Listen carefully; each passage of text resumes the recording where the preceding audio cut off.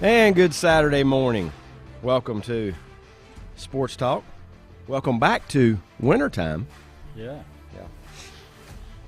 Yeah.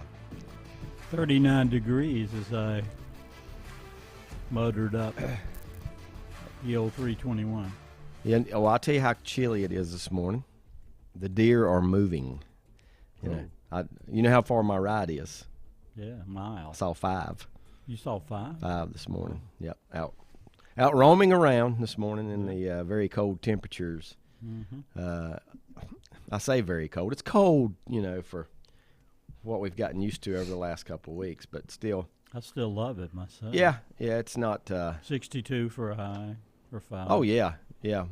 It'll be once May gets here, you know how it is. Once we hit 90, yep, we will not go back until from 90. November. Seems to stick around quite a bit, but we've always said that by the time it gets football weather, it's late October. Real football weather. Yeah. The way we define football weather. And sometimes November. over the last few years, sometimes October's even been 90 degrees, and which we can definitely do without. We can definitely do without. But it is chilly out there this morning. Now, the big story today, weather-wise, is going to be the wind. They say the wind here could be in the gust in the 35 mile an hour range. Wow. In the mountains, even higher, and in the upper elevations, some snow today. Up around maybe in Boone, but more like West Jefferson, places like that. Still snowing here in late March, and we have gotten some of our biggest snow storms. Yeah, when it does snow here in March, it lets it down. It really puts it down. Must have been 10, 12 years ago. We had a huge March snow, as I recall. Right? We did. We did. Don't think we'll see one of those. I'm hoping. What do we got now? 5 days left after today in March, so surely we won't. How does that Simon and Garfunkel song go? April comes, she will. Yeah. What song is that from? I don't know. Simon and Garfunkel. That's a group. Yeah. Or a duo. I want the song. I don't know the lyrics of most of their Kathy's songs. Song, That's the name of it, isn't it? Oh, is it? I think so. Is that the title? April comes, she will. Okay. I think so. Yeah. Very pretty song. Yep. I'm familiar with Bridge Over Troubled Water and The Boxers. The Boxers. Sound really of good. Silence. Yes. All that. Oh, yeah. Yeah. Classics, that's for Yeah. sure. Oh, me. What a week. What a couple nights of basketball that went on this week. And now, David, you said you thought it was the poorest played tournament you've seen, but you got to admit it certainly had its share of surprises. But overall, it's the weakest tournament that because of the ever remember quality of watching. play. Yeah, Okay. and it's really where it's weak is offensively. I mean, I 51-48 final. Yeah, last night Kansas had 26 points at halftime. A Kansas team that we're used to putting up 80, 85. They had 26 at halftime. They were ahead by 9. Yeah. At half with 26 points. Teams that really struggle to put the ball in the hoop. Mm-hmm. Is that good defense? Is that just poor offense? Some of both. Yeah. Some of both. But I've seen teams that play great defense, but for Still the most part, it's lack of offense. Usually great defense means holding somebody to 65, though. Yeah. Not 40. Yeah. We've seen a couple games in this tournament that are almost like that horrific UConn Butler final that took basketball to a new low. What was it, 51-50 or 50-48 or something?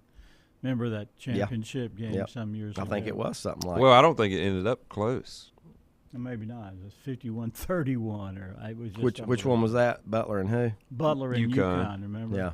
Remember when UConn had to win not Everything. only the Big East tournament. Had to do what State did. They had to win like 9 games in a row. Had to do what NC State did back in the day, right? Exactly. When your conference tournament just to get in. Just to get in. The only difference was State had to win 3. They did. ACC tournament games. UConn had to win 5. 53-41 was that final. Oh. 53-41. Set the cause of basketball back a couple hundred years. James Naismith would have been how do you relate that to a Super Bowl? What would the score in the Super Bowl have to be equal to that? 13-10. So, because to me, yeah, but it wouldn't be close. I mean, right? It couldn't be within one score. Like 16-6 or yeah. something. Yeah, 16-7. One of the greatest Super Bowls, though, I think in the history was 17-14. But now it was close. It was close. Like Brett said, the key was it was close. Yeah. And both teams had a chance to win in the fourth quarter.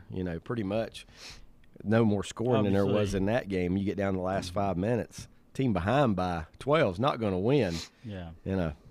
When they can't get out of the 40s. Yeah. Barely get to the 40s. Well, I remember a 16-7 score when Namath and the Jets proved their boast before the game. You remember the score, or did you watch the game? I watched the game. See, I didn't. That's not one of. Well, what year was that? 69. You were probably still playing with I think Lincoln Law. Yeah, I don't know. A big wheel. I'm glad you. I like how you threw an old preference in there to me that it was Lincoln Logs. And we'll get into that in a few minutes. You're probably riding your big wheels. There was no big wheels in my day, buddy. Yeah. Those came along later. Those came along in the 80s, didn't they? I know. I think they came along earlier than that. Seems like my kids had. Because I think my brother had one. Yeah, a big wheel, but that was a big thing, wasn't it? Oh, big wheels were. Yeah. Back in my your day, we had rocking horses that didn't move. They didn't take you anywhere. No, you just rock back and forth. That's right. You thought you was going somewhere, but just like today, we was going nowhere. Yeah. Right? Just like in. And now they got these very sophisticated devices, and the battery charge, and they can just whirl around, and amazing. Yes, it is. We experience that, don't we? Yeah, well, we all three do. Yeah. We all three have experienced that. What do you call those devices anyway? Just sit down on them and they just go boom, boom. You're not talking about the cars and the tractors and all the electric. Yeah, but I mean the battery operated things what for now for passes kids. For big wheels in the day. Segways. Segways are a little more expensive. How much is a Segway anyway? You know what I'm talking about when I say a Segway? You stand stand on it and ride. Like a motor electronic scooter. At my grandson's last party, they were like sitting down on them, and they were motoring around through the neighborhood. But anyway, I'm just gonna go ahead and get this out and open up. I'm getting some birthday wishes today. Today is my birthday. Thank you, Jason. Thank you, Rodney Willis. Thank you, Becca. Thank you, Butch Parker. Already up this morning and sending me birthday wishes. Let me go ahead and throw this out there so people will know that are wondering. Yes, this one has a 0 on it, and that's as much as we'll say this morning. I am the ripe old age of 40, or more. But this one has a 0 on it, and fortunately for me, it comes on a Saturday. Yeah. Just like that Bob Seger song, "Turn the Page," baby. You're turning another page. Turning the page, yep. Do I feel any different? No. I could answer that. And mentally, maybe. It's in my head, that today is a big lunatic monument. Is in your head? Yeah, yes. Yeah. No, I am the lunatic. Pink Floyd reference. Yeah. But back to the NCAA tournament, and we'll talk about some things that have gone on and transpired, and because I started thinking about, I really do think that, first of all, let's say this, okay? As Dennis Green would say, the Big Ten is what we thought they were, right? I mean, they are what we thought they were. Never win the tournament. Where's the Pac-12? Yeah. And for what we thought was a rough year in the ACC, turned out to be 3 out of 8, buddy. 3 out of 8, and I wouldn't be shocked if we had 3 out of 4 at this point. You mean for the Final Four? Would you? Miami can beat Kansas. Yeah. Okay. Yeah, Miami's playing great right Duke now. can beat Arkansas if they shoot like they did a couple nights ago in the second half. And the glass slipper's going to break, and Carolina's going to win by 20. I mean, it's just that simple. It is. I mean, St. Peter's has 4 guards. And like Brett said, Carolina's guards are better.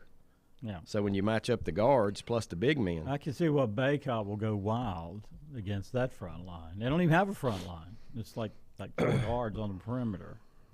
Don't get me wrong; it's a great story. it is a great story.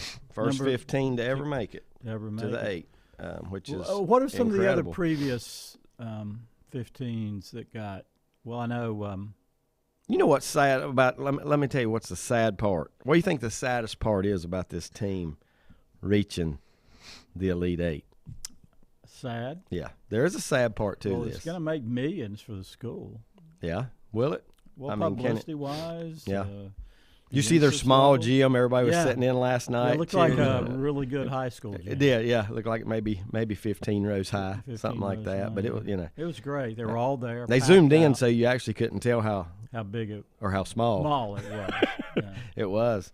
But Jersey City. the sad part about it is We'll never hear from him again. Coach won't be around there next year. No, he will ride That's this. good for him Yeah, because he's earned himself great. for another him. position. Yeah. But I would be shocked if he's not coaching Well, what big at time another jobs school are left next year Who's going to get because of fired? what he's done. And that's what your goal is. Oh, I mean, yeah. that's what It's your goal always, is. yeah. But you have to leave that program. Yeah. Some people won't do it immediately. Some people stick around. But you better take it while you're hot. You know what I mean? I mean, you better take it while you're hot. I mean, I would almost. Well, I'm not a betting man, but I don't think he'll be there next year. I mean, he's going to ride this journey to a bigger job. I don't know what's open right now. I mean, I don't know who's going to get fired after the season.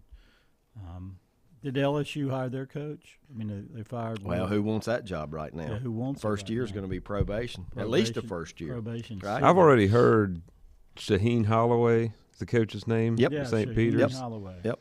He played at. He played at Seton Hall, and the Seton Hall job Is is open. open. There you go. And that's where he's It's going. a done That's deal. where Go he's ahead. going. Done deal. He'll sign that contract the day after the after He'll they sign exit. that tomorrow. He'll sign it Monday. And he was an after assistant at Seton Hall before he went to St. Peter's. Well, that's pretty much a given. That's And a given. I can't blame the guy. No. I mean, I wouldn't blame him anyway. Okay, Chance to go to the Big East, which in basketball is a big time conference. let me ask you this: what's the biggest basketball job available at the end of this year? What do you think the biggest basketball job in college basketball will be available? I get the best birthday I got yet wish on here. Lenny says, happy birthday to 2 legends, David Keever and Steven Tyler. Oh, love it. He puts you in the same Yeah, that's sentence as Stephen Tyler. is that good or bad? Well, if you're a rock god, I mean. Hey, one guy I know's birthday it is today is John Stockton because he and I are the exact same age. Okay. Born on the same day. Great actually. player. He was. Who played He at was. Gonzaga, am I He did. correct? He did. A team that is eliminated. I actually heard about fans who are now saying, fire Mark Few because he can't win the big one. Well, I heard a great poll question yesterday from the Dan Patrick Show. I don't think they actually used it. But who would be on the hot seat more? Mark Few, John Calipari. Well, I'd say Calipari. Without a doubt. Without a They were doubt. horrible last year. Mhm. Didn't even get to 500. I mean, you're not going to put Mark Few, who's at a mid-major, and making the tournament consistently and going deep more often than I heard they were not. going to start calling him Mark Nunn for the number of titles he's won instead of Mark Few. I like it. Well, until you get that monkey off your back, well, and watch pardon the interruption yesterday, and their theory was that it was Kornheiser's, not exactly Mike Wilbon's. That the old thing, they're in a weak conference. What is it, the Western Athletic? Not his fault. No, they're not ready for Not their prime fault. time. They don't have football, do they? So they can't join. Yeah. Basically, can't join Here's a Power the 5. thing. I've never heard of them have. He Football. joined the Big East. Yeah, well, they could do that. Well, hey, that's what I would have some. that's what this day and Kornheiser time. said. They should join the Big East. This day and time, what does it matter with travel? No matter right? where you are. Yeah. But that's refuted or rebutted by the fact that every year Gonzaga plays anybody they can. They played. Who they play this past? They played Duke, who they lost. Oh, they to. play a tough non-conference They played schedule. Alabama. They played I everybody. think they played Tennessee. Tennessee. So I don't know that flies unless it's just the grind of a tough conference in which you're playing 2 or 3 really good teams a week. I don't think the conference they play in is really hurting them, because they've still made it to the national championship game, and you got to beat good teams. Yeah, you got to win 5 games to get to the national championship game. So I don't really buy that for Gonzaga. Okay, you got to choose one or the other. Gonzaga, and this was on Dan Patrick as well yesterday. I'm going to steal it. Really nice program or great program? Until they win one, I don't know whether I can elevate them to the level of greatness. How many mid-majors have won it in the since we were kids? Let's put it that way. There you go. I mean, you're asking a lot out of this. You're asking a lot. Right. You're asking a lot out of this team, this program, to do this. Last year was their best chance because I kept telling my son, John, that this team just isn't as good. They don't have Jalen Suggs. Right. No, they're great guard. Basketball's not as good. Yeah. I mean, it's not as good. Suggs was a great guard, and they also had that – who was that wing they had? He was about 6'8", and he could shoot, in addition to Timmy. Kispert, yeah. I just think they were better last year. I mean, yeah, they had – Oh, they were better last year. There's no question. Yeah. I mean, that was their year. I mean, obviously they made the title game. Yeah. So this year they played Texas, UCLA, Duke, Alabama, my God. Texas Tech. Yeah. That's pretty good non-conference. And I'd say they had to beat most of those. Well, they did lose to Duke. Didn't they lose to Alabama? Yeah. They beat the other 3. Beat Texas Tech, so UCLA, 3-2 and Texas. against big-time opponents. That theory doesn't that's smart scheduling to help that RPI ranking or whatever it is they go by. I still think few if he stays. I still think they'll get theirs. A lot of people thought it'd be this year, but it wasn't. I mean, we know what the tournament's like. I mean, it's all it takes is one bad half of shooting and you go down. Lenny says Corey Kispert, the guy you were out. Yeah, he was a good player too. He also says Steven Tyler's 74 and I look better. But that's debatable. You have less hair. Well, yeah, thank goodness I have less hair than Steven Tyler. Rodney Willis says, speaking of back in the day entertainment, we played make believe. Yeah, there was a lot of that. Yeah, make believe. Now it's gone from make believe basically to reality. Virtual reality. Yeah, there's a lot of reality in today's world. And you know what? Today, I mean, for the most part, if you're a kid, you got it made because you get a lot of stuff. And, you do. You get to do a lot of things. You get a lot of but you know what? Expensive electronic toys. I could sit here and say in 40 years or 30 years, those kids will say, man, we didn't have it like y'all got it today. I mean, because it's forever changing, right? Forever changing and forever improving. I don't know what's next. What's that movie, Wall-E, where eventually it gets so bad that people don't even roll out of their beds. Everything's done for them. And because they don't move, they get fat, but there's so much electronics that – Where do we sign up? Life is lived for them through their AI and electronics and the whole thing. You don't have to do a thing. Jason's got a couple comments here, and these are good ones. The Pac-12 still hasn't won a tournament since 97. 97. I'm guessing that was UCLA. That was Arizona. Was it Arizona? Yeah. Okay. When did UCLA was in 95. Tyus Edney. Yep. Ed O'Bannon. O'Bannon's, yeah. In 2000, who was Arizona was Bibby and Miles Simon. Okay, really good guards. Good guards in 97. And what did you say? 2000? Yeah, 2000. That was Michigan State. Yeah, that's right. It was. That was the last time the Big Ten. I don't know why I said Arizona. Last time the Big Ten. I don't know why I said Arizona. He didn't. That's. There's nothing on here that would have me even say Arizona. I don't know where that came from. Didn't you say the last Pac-12 title was in 97? Yeah, y'all said that was Arizona. Yeah, I wouldn't even known. Y'all said that was Arizona. Yeah, Luke 2000 Olson was Michigan State. Right. Yeah, and it's hard to believe neither one of those power conferences because they are steady in basketball. Yeah, they are steady, So but quite honestly, they're not as good. Maryland won it in 2003 as an ACC team, but now they're in the Big Ten. Yeah, but that's and they haven't been the same since. No, they hadn't. Haven't been the same in basketball since they left. That's what they get for bolting the ACC. And I do like this from Jason, too, because we always do forget about this program. And Lenny brought it up last week would UNLV be considered a mid-major? That is the only team since '90 to win the tournament, not from a Power 5 conference I think to win it.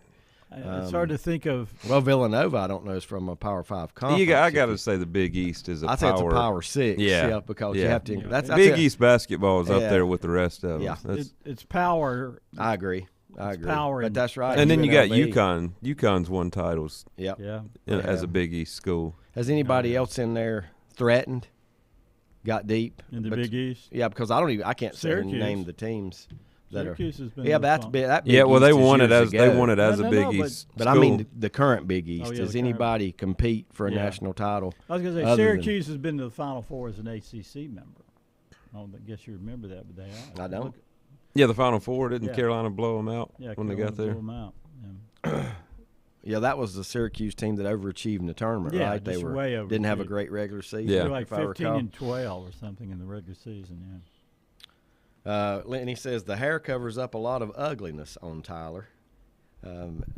Rodney says we played outside, freeze tag, hide and seek, baseball, basketball, football, etc. Yeah, whatever was in season. Yeah, I remember. We freeze always tag, played it. That's pretty good. Nowadays, rarely but refreshingly do you ride down the road and see kids out doing just those things. Yeah, yep.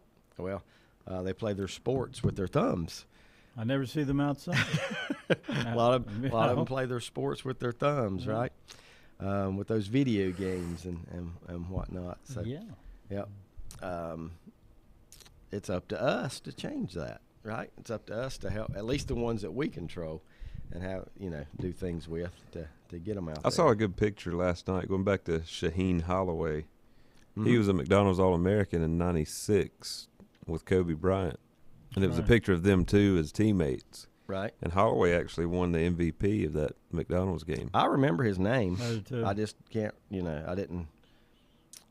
Did he play at Seton Hall?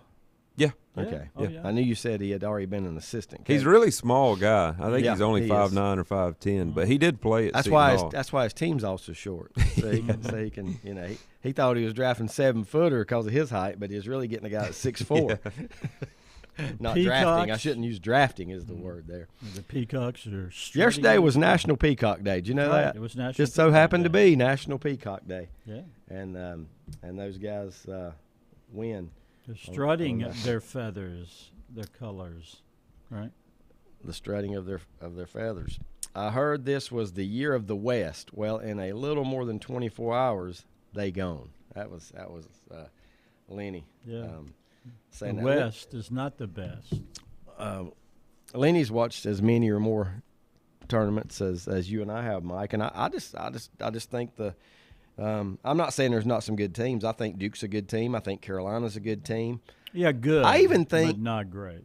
Yeah, I even think that good that voice, not a great voice. Arkansas is a pretty good squad. The SEC this year, it really. I mean, I know some of their teams we expected to go deep didn't, but overall, was it not one of their best years? The SEC in college basketball. As far as how many good teams they have, they had all kind of good teams. I think Arkansas is a good squad. There again, Tennessee was a good squad. Can you Alabama. win? Can you win solely on defense in college basketball today? I mean, I don't know the answer to that. I'm not sitting here, I think it makes for ugly games. It does. But I mean, I don't think so. No, I don't either. I mean, I lean toward no. Texas Tech was the highest rated defensive team in the nation, right? Yeah, they only allowed 18 points a game in the paint. And some of the teams that we've seen lose. And I don't even think Duke had a great – now, they had a good offensive second half, but I don't think they had a great game. But they scored 78. No, they didn't have a great game at all. I mean, they were shaky early. The first 3 shots were air balls. Well, the way this tournament's going. Oh, the first 5 minutes. If you get over 65 in this tournament, the way this tournament's going. Win it. Well, you got a lot going for you. And I think Duke and North Carolina can score. Obviously, Miami. I know their score last night wasn't. What was their final? It wasn't. I'm trying to find it. Well, it wasn't eye popping that they played another really good defensive team, but 70 to 56. 70 Iowa to State just doesn't 56. have any offense. They don't. And see, how many teams could you say about that Yeah. in the tournament? I mean, I thought Kansas and Providence would be a higher scoring game. I thought both of those could score a little 66, easier 61. than what they did. and you want to know why the Pac-12 isn't winning titles? Did you think UCLA's offense was good? No. I thought their point guard It's hurt them. Are you Really talking hurt about Yeah, the little guy with Yeah. the hair. A lot of turnovers, a lot of bad shots, and they took a lot of bad shots as a team. They took a lot of bad shots the play until I fell of asleep. that game. Okay, well, you're not even going to know the reference. UCLA was up by 3 with about a minute and a half left, Mm-hmm. and Caleb Love missed a 3, and the ball bounced over towards the corner, and Baycott ran and saved it, and he just kind of slung it out towards the top. It fell right in Caleb Love's hands, and he took another 3 and he hit it to Right. tie the game. Okay. If UCLA would have been able to get that rebound, or if the ball had just gone out of bounds, I think they would have hung on and won the game. But that was a huge play by Baycott running down that rebound. Yeah, well, we know that. Hey, And then These UCLA games- didn't score.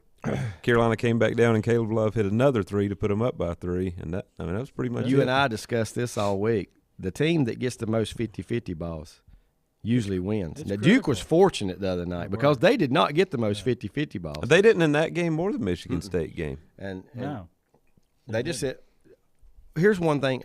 Here's something Duke can't do again, can't duplicate. They hit their last 8 shots, did they not? They won't do Yeah. that again. I mean, that's how they won the game. Yeah. They had to hit, and they almost had to hit every one of them. Yeah. They would have had to hit 7 out of 8. This Tech can't answering. Yeah. Duke has won their last 2 games just by their ability to make shots. Make shots.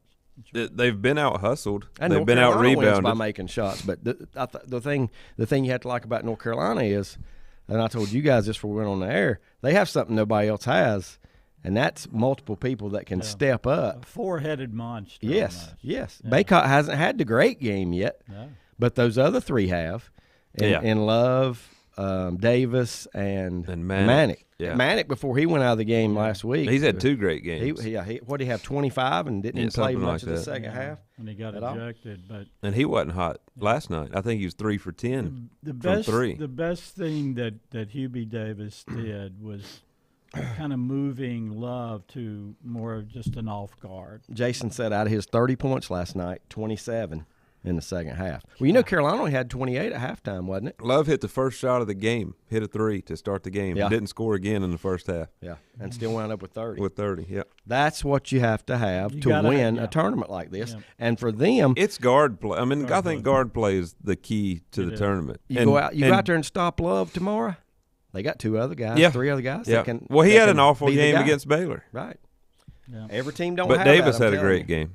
Everybody don't have that. Somebody that can step up and score. Duke has been really fortunate that Jeremy Roach has stepped up in these 2 Oh, games. they have. And he hadn't scored 30, but he's been great down the stretch. Oh yeah, he's We got to take our first driving time the out. ball, hitting shots, making passes to open guys. Yep. Got to have it. Got to have it. We got to take our first time. It could be the first year. You know, one more win each, and Duke and Carolina will play each other for the first time ever. Right? Don't they play in the semis? If they Yeah, get that they far, will they would meet in the in the semis. They could semifinal play each if other they for the both first win. time ever in the history of the NCAA tournament. But I want to read a couple comments from Butch before we go to break. When I asked the question about winning with defense alone, according to Texas Tech and Iowa State, no to winning with just defense, according to Butch. And Butch says this, too. In addition to the happy birthday, oh, man, he says, hopefully the temporary peace treaty between Duke and Carolina fans will end and world order will return to normal with the fans of each other throwing zingers at each other once again. So Well, that's if they wind up playing each other. Yeah, I think it would be. And You where mean they're where going is to the Final rain Four? down more F-bombs New Orleans. on K? Final Four's in New Orleans. Yeah. I remember that. I always forget, but till you say it, and then I say, why couldn't I remember that? Well, you've already seen that when Coach New K Orleans. made his final tour of the Dean Dome, and the fans rained down F-bombs on him. We'll probably see that again if they play. I would guess. What was that for? Final Four? Is that the F-bombs they were? No. When Mike. yeah. All right, let's take a timeout. Appreciate you tuning in to Sports F-bomb, Talk this yeah. morning. Final It's Four. wintertime again right now. Back in a moment. Whether it's a sit-down meal or a call-in for the drive-thru, Brookwood Cafe and Catering is the answer. A variety of meats, vegetables, and desserts cooked daily, or a hot sandwich from the grill, they have what you're looking for to satisfy your taste buds. If you need catering from 5 to 500, Brookwood has you covered as well. Stop by Brookwood Cafe and Catering at 202 Providence Mill Road in Maiden. Don't forget breakfast daily till 11 a.m. Open Tuesday 6 a.m. to 2 p.m., Wednesday through Saturday 6 a.m. till 8 p.m., and Sunday from 7 a.m. to 3 p.m. Call 828-428-8944 to place your order today. If you ask around, you'll find Burke Mortuary has a reputation for excellence and commitment to value. They've built a reputation of trust for more than 35 years. Burke Mortuary is proud to offer personal attention, meaningful tributes, and the area's most affordable prices. They're also proud to offer you beautiful, state-of-the-art facilities. It's the perfect place to honor your loved one. So when choosing a funeral home, the choice is easy. Choose Burke Mortuary with locations in Maiden and Newton. Covenant Church began as a vision of just over 100 people in 1984. Since then, Covenant Church has grown and currently located at 2168 Gastonia Highway in Lincoln. The Sunday schedule includes early morning worship at 8:30, Sunday school at 9:45, and morning worship at 10:45. Their ministries extend beyond Sunday. Visit their website at www.covenantchurch.church to see all they have to offer, and better yet, stop by and see for yourself. Covenant Church may be just what you're looking for a new church home. First Federal Savings Bank has been serving Lincoln County since 1940. And as it has been from the beginning, customer service is a priority to First Federal Savings Bank. They want to get to know you by name. First Federal Savings Bank has the convenience, the products, and the services that the larger banks have, but with hometown people that you see throughout your community. Stop in and visit one of their 4 convenient locations and see what First Federal Savings Bank has to offer you. Member FDIC, an equal housing lender. Untangling your headphones, finding the right remote, saying goodbye to your favorite shirt that hasn't fit in 10 years. Why are simple things sometimes so complicated? Thankfully, with Auto Owners, insurance doesn't have to be one of them. Auto Owners works with independent agents who live in your community and answer when you call, so you can worry about more important things, like finding a new favorite shirt. That's simple human sense. Call Mooney Insurance in Maiden or East Lincoln Insurance in Denver or visit mooneyinsurance.com. At Stifel Nicholas, we're committed to offering investors personalized investment guidance. We're a full-service organization with department staffed with professionals that specialize in a wide range of investment opportunities, from the most conservative to the most aggressive. We strive to give each account, regardless of size, careful, individual attention. Call Fort Rembert today at 828-624-7300. Stifel Nicholas, member SIPC and the New York Stock Exchange. Times convenience stores are more than convenient. They're your neighborhood store, your store. With locations in Lincoln, Catawba, Gaston, Iredell, and Mecklenburg counties, there's one near you. Times convenience stores have the right items at the right price, from snacks, cold drinks, and light meals from the grill, and there's always a special to save you time and money. Times has what you need. Times convenience stores, there's one near you. Regardless of where you're going, there's one on your way. Remember, there's always time to stop by Times.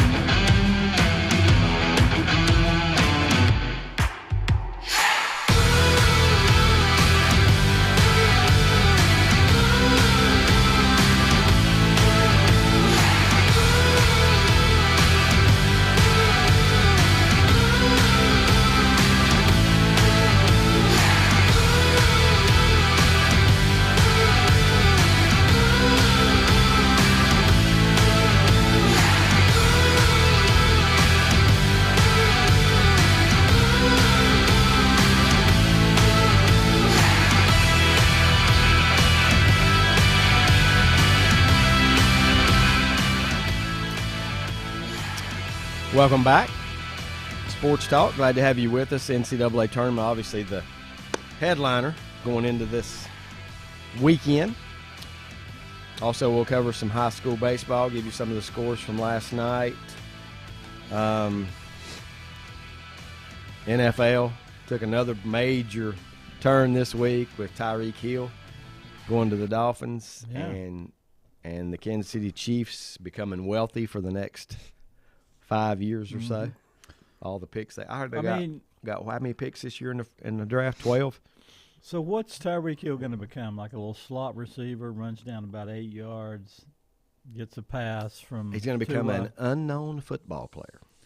I mean, he's not going to be getting those stretch the field bombs from Tua like he did in Kansas City. And you know what? With I don't know if this was all money related. I'm taking it that a lot of that was money related, that they let him move on because of the contract situation. And he's from Miami, right? Going home to play, where I think he's from. But you know what? If you are Kansas City and you can save this much money, all you got to do is take the top available receiver, get the next receiver in the draft, because every year receivers just, they're like, they're more valuable than running backs, these days. But it's also a commodity, is it not? I mean, because you just take the next one in line. You pay him rookie salary for 3 or 4 years, and you got Mahomes throwing to him. Does it really matter who it is? I think I'm on the other side of this. I think Tyreek Hill is game changer, one of a kind, and you can't replace him. Yeah. Do you think there's more to it than money? There's got to be. In football, do you think that maybe he was a little bit of trouble? I don't know. I don't know if he was. Never heard anything. Trouble. Distraction. Maybe he was unhappy with something. I don't know, but. I mean he's the best speed receiver in the NFL. No doubt. Oh, well, yeah. I'll give him that. Yeah, he fit in great in their offense. If you make a trade like that. I don't think you're going to find another Tyreek Hill out there. If you make a trade like that, though, and you're Miami, are you expecting that to get you to the Super Bowl? Well, yeah. Can they? Well, I don't think AFC's loaded. You don't have Patrick Mahomes in Miami, so no. I know. I don't expect that to get him to the Super Bowl. I don't think even Tua's. This is put up or shut up for him. I don't think he's a proven NFL franchise quarterback yet. Do you? No. Did Miami go after Deshaun Watson? Did they pursue Deshaun Watson at all? Because I think in the early talks, I think they were involved. I don't know how long that lasted, but why is Tua not getting it done? I think Deshaun Watson would have made them a Super Bowl contender. He's going to make, but I don't think Tyreek Hill does. I mean, Deshaun can make a lot of teams Super Bowl contenders. And you're in a division with New England and Buffalo. Yeah, well, New England will find a way to take Tyreek Hill out of the game. Yeah. I mean, Tua's an accurate short passer, but he certainly doesn't have the big arm. He's not that elusive. He's a good scrambler, but he's been hurt. I don't know. They're putting all these pieces around him, and obviously this is the year he's going to have to get it done, or get him in the playoffs, or deep, or AFC Championship, or somewhere. I just think they gave up too much. Yeah. When you're not, I don't think they're a win now team. Yeah. Like if the Rams or the Bucks or Green Bay went after Tyreek Hill and gave up a bunch of picks, I'd understand it, but not Miami. Yeah.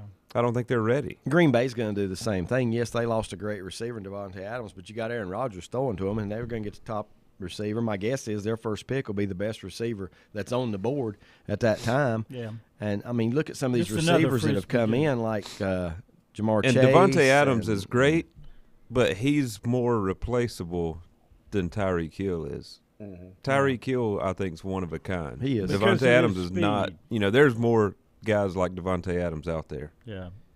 Yeah, Hill does have that gear, that speed in the open field. Do you think Aaron Rodgers knew that Hill wouldn't be there before he signed his contract? That's a $64 contract. I bet he did.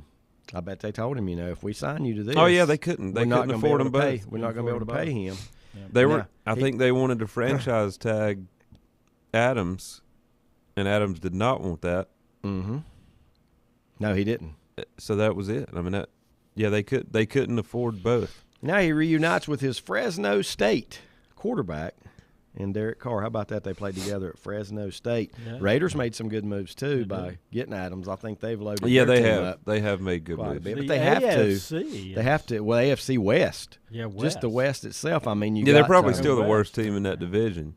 Wow, and that's amazing, isn't it? Yeah. With all the talent they have, because the Chargers' biggest move was getting the defensive player. They got a safety from New England. Didn't they get Khalil Mack? Didn't they sign? Yeah, maybe so. Now, Khalil Mack, I think, is underachieved somewhat. Just what I mean. I'm not saying he hasn't been good, because he has been good, but this was supposed to be the It should get next easier LT, for him that now kind of guy. because he's on the opposite side of whichever Bosa plays for the Chargers. So, I mean, now he's you're the right. second best Complement pass each rusher other. on his team. Yeah, they'll complement each other. That is for sure. Just trying. Any others? And Rodney made a good point here. Kansas City replaced Hill with Valdez-Scantling from Green Bay, who was a free agent.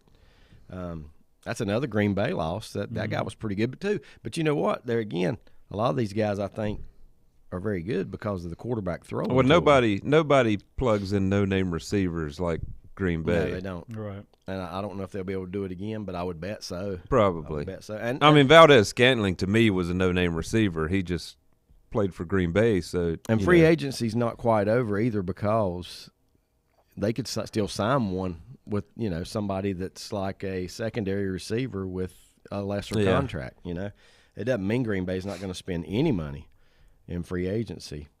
And Rodney says, tell Brett to hush those negative Raider comments. Ooh. that wasn't a negative Raider. That was I'm just saying how good that division is. It is good. That's realism. You can be fourth in that division.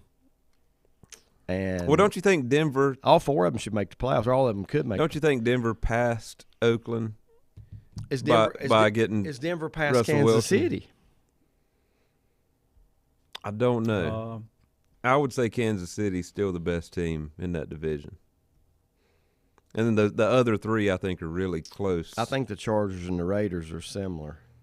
But don't forget that I would take Herbert slightly over Derek Carr. Slightly. Yeah. But that's the Raiders for years, they look good on offense, but really couldn't stop people. But And now they're re-signing Raiders, some of the their Raiders defensive made the stars. playoffs. Yes. And the Chargers and Broncos didn't. Hey, no team in the AFC played the Bengals as good as the Raiders did in the playoffs. That's right. So they're right there knocking on the door. And don't forget, Kansas City still has Andy Reid, the offensive guru. And who's the Raiders' new coach? Josh McDaniel. Yeah. Finally got a job and has stuck with it for a week. Yeah. New GM. Like I said, the Raiders are the Ziegler. worst team in that division. Do you not like him? No. You don't think he can? I don't know. I mean, we won't know till now. Really, right? I mean, did he ever stay head coach for a full season somewhere? Was he not in Denver for a full year? He may have been. I'll say this though: who was his quarterback? He's definitely got a better quarterback where he is now. And Derek Carr, I like Derek Carr. Yeah, I mean, he may be the fourth best quarterback in that division, and probably is, but he's still in the top 8 to me in the AFC. Yeah. Would you put Carr in the top 10 quarterbacks in the league? No. No, not top 10 in the league. Like I said, he's in the top 8 in AFC probably. Okay.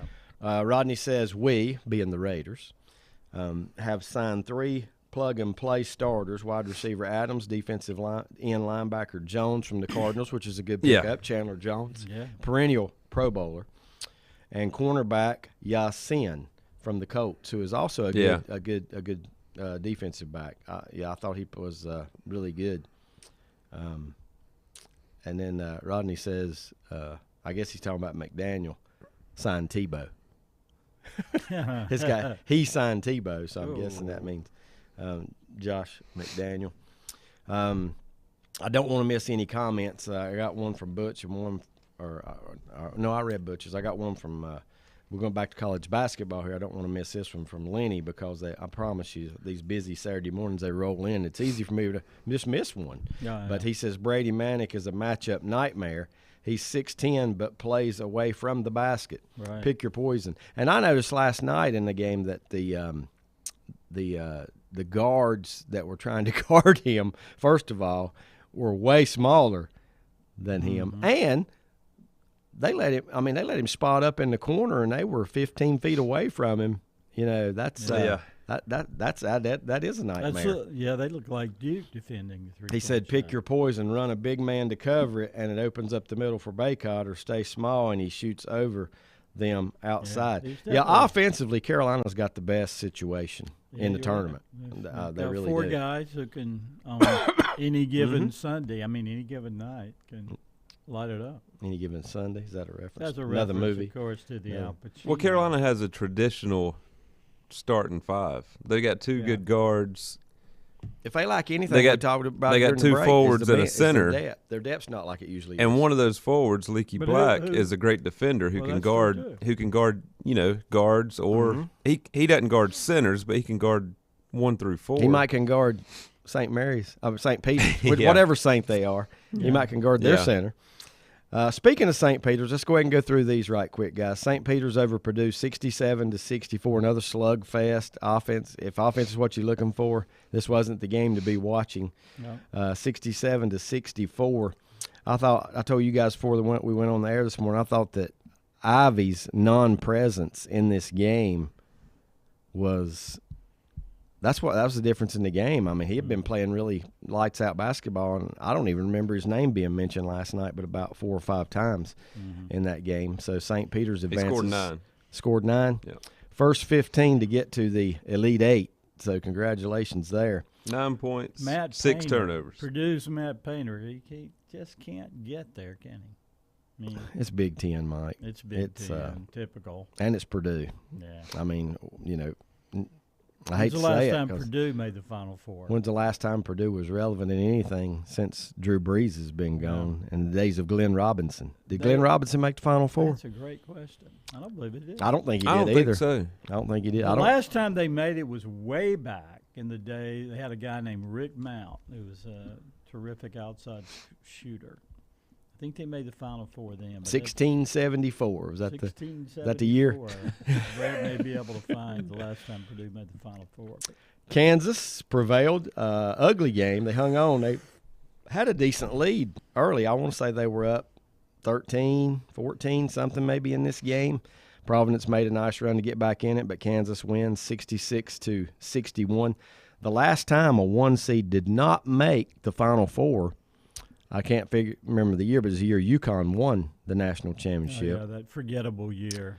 But that was it, wasn't it, when Butler was there, VCU was there? The one you were talking about earlier. Yeah. What year was that? But anyway, the reason I'm bringing that up, 2011, I think. Kansas was the last 1 seed to get knocked out that year. Could be a duplicate here if Kansas falls to Miami on Sunday. Miami, a 70-56 winner. They might have had the easiest time last night of anybody that won. Well, Iowa State just they have no offense. Look what Miami did to who was it they dismantled? Auburn. Yeah. The two number one most of the Miami year, can play different styles and be effective in a slow down or a fast paced game. They really can. I'd kind of like and their little 17th year guard. What's his name? Yeah. Moore? Charlie Moore. Charlie Moore, yeah. Yeah. This is his 4th team. He's pretty good. He's pretty good. And he's not the only one who's pretty good. McGusty. Vincent Wong. I like McGusty. Wong. Yeah, McGusty. The Irishman. McGusty. Yeah, McGusty. I'd like to see Larranaga get back. He was there with George Mason, remember, the Cinderella team. Classy dude. Miami plays similar to St. Peter's. They're just better, better players. And bigger. Better and bigger. It's four guards. Not really Miami 4 guards, win but it 4. All? Could Miami win the championship? I don't know. I think at this point we're down to 8. I think Miami could. St. Peter's can't win. That's the only team that I'd say be. Can't win at all. Yeah, it might be. I think everybody else could win it. Arkansas. I think Arkansas could win it all. Yeah. Eric Musselman. Yeah, I was impressed with what I saw. Miami's got the toughest road on Thursday because you got to beat Kansas, and then you play either Villanova or Houston. The Villanova-Houston game is going to be a battle. That's going to be a battle. I told Brett a couple nights ago that Houston was just watching them play. They're the best team I saw all year. But, at any time. The problem is in the NCAA tournament. Just because you play good this weekend don't mean you play good the next weekend. No, it doesn't. Still hard to believe Houston lost 2 of their top scorers in December for the season. Yeah, and you told me that was 28 points a game combined. Yeah, 18 one was 10. 18 and one was 10. Yeah, that is amazing, and they're still in it. Still in it at this point. And if you watch them, you would not think they're missing 2 of their better players. Yeah, but they had to have a really deep team. Mm-hmm. Yeah. Yep. And really well coached is another thing. And now I know he's had his troubles, but who don't like Kelvin Sampson? Just he's a good coach. North Carolina native. I mean, he's won wherever he's gone. Yeah. There may be reasons he's won wherever he's, different reasons. The unfortunate thing is he's won at these places, but then they ran him off because of violations. Yep. Oklahoma, Indiana. Has he been anywhere after that or before he became head coach at Houston? I don't know what he did in between. Yeah. He may have been in the NBA. I don't know what he did for those years. By the way, Purdue's Final Fours were 1969 and 1980. Okay. 1980 was Louisville, wasn't it? Didn't Louisville win in 80? Yeah. The Doctors of Dunk. Yep. Who did Purdue have in 1980 that was good? I can't remember. Well, I know. How about Drew Brees? Guy's coming through with a zinger on his birthday. You just think about this. How many? I mean, Purdue's an established university, and for the most part, they don't have a lot of guys. They beat Duke in the Elite Eight. Did they in '80?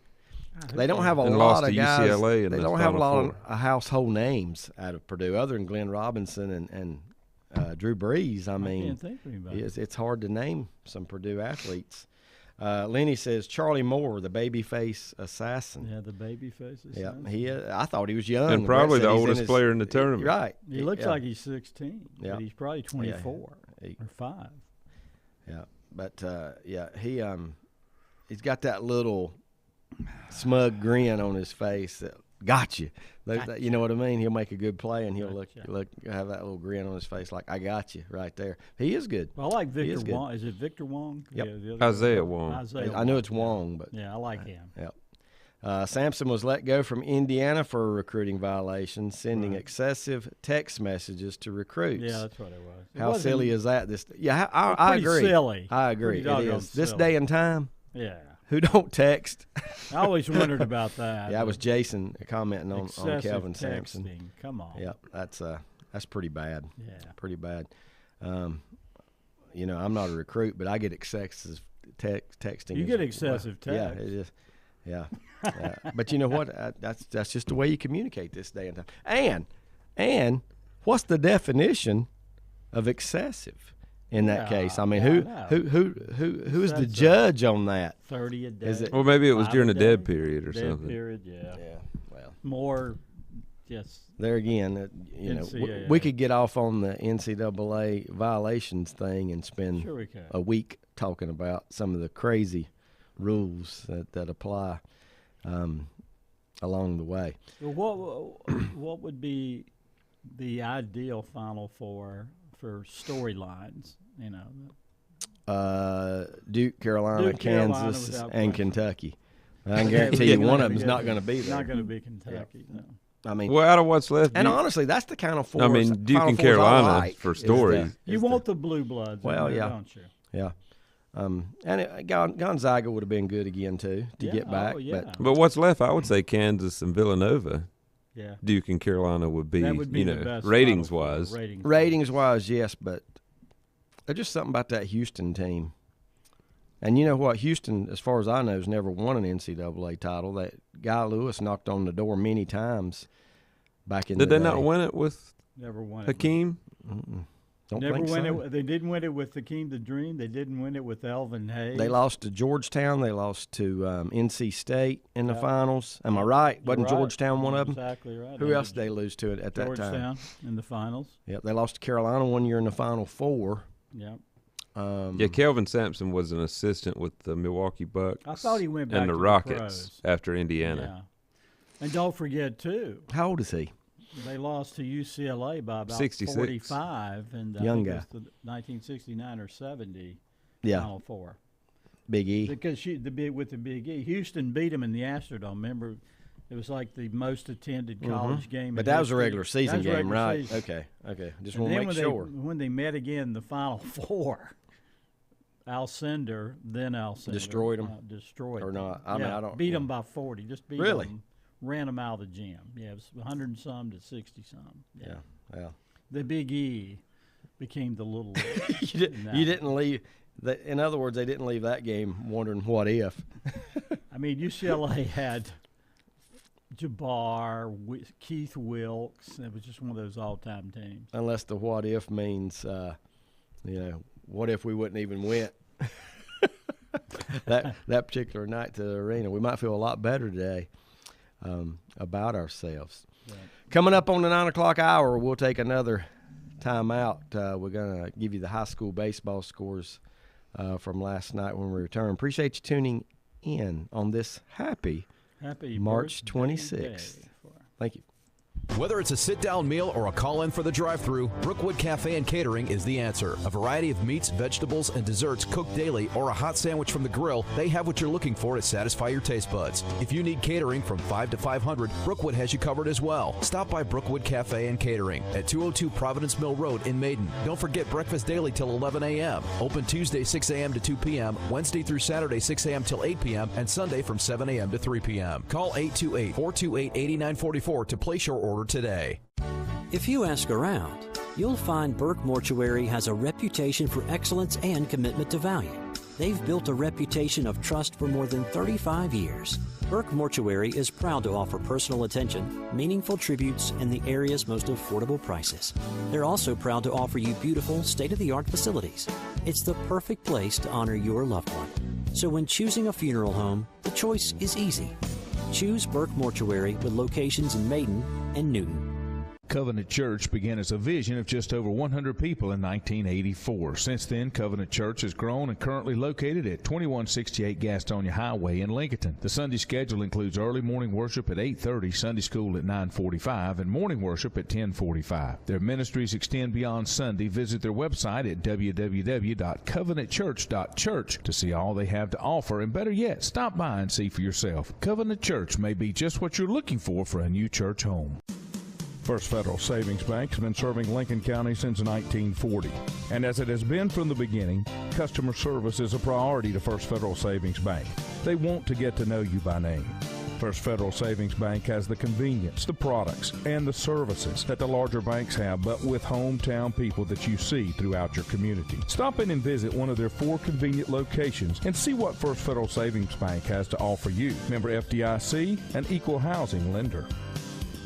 Untangling your headphones, finding the right remote, saying goodbye to your favorite shirt that hasn't fit in 10 years. Why are simple things sometimes so complicated? Thankfully, with auto owners, insurance doesn't have to be one of them. Auto Owners works with independent agents who live in your community and answer when you call, so you can worry about more important things, like finding a new favorite shirt. That's simple human sense. Call Mooney Insurance in Maiden or East Lincoln Insurance in Denver or visit MooneyInsurance.com.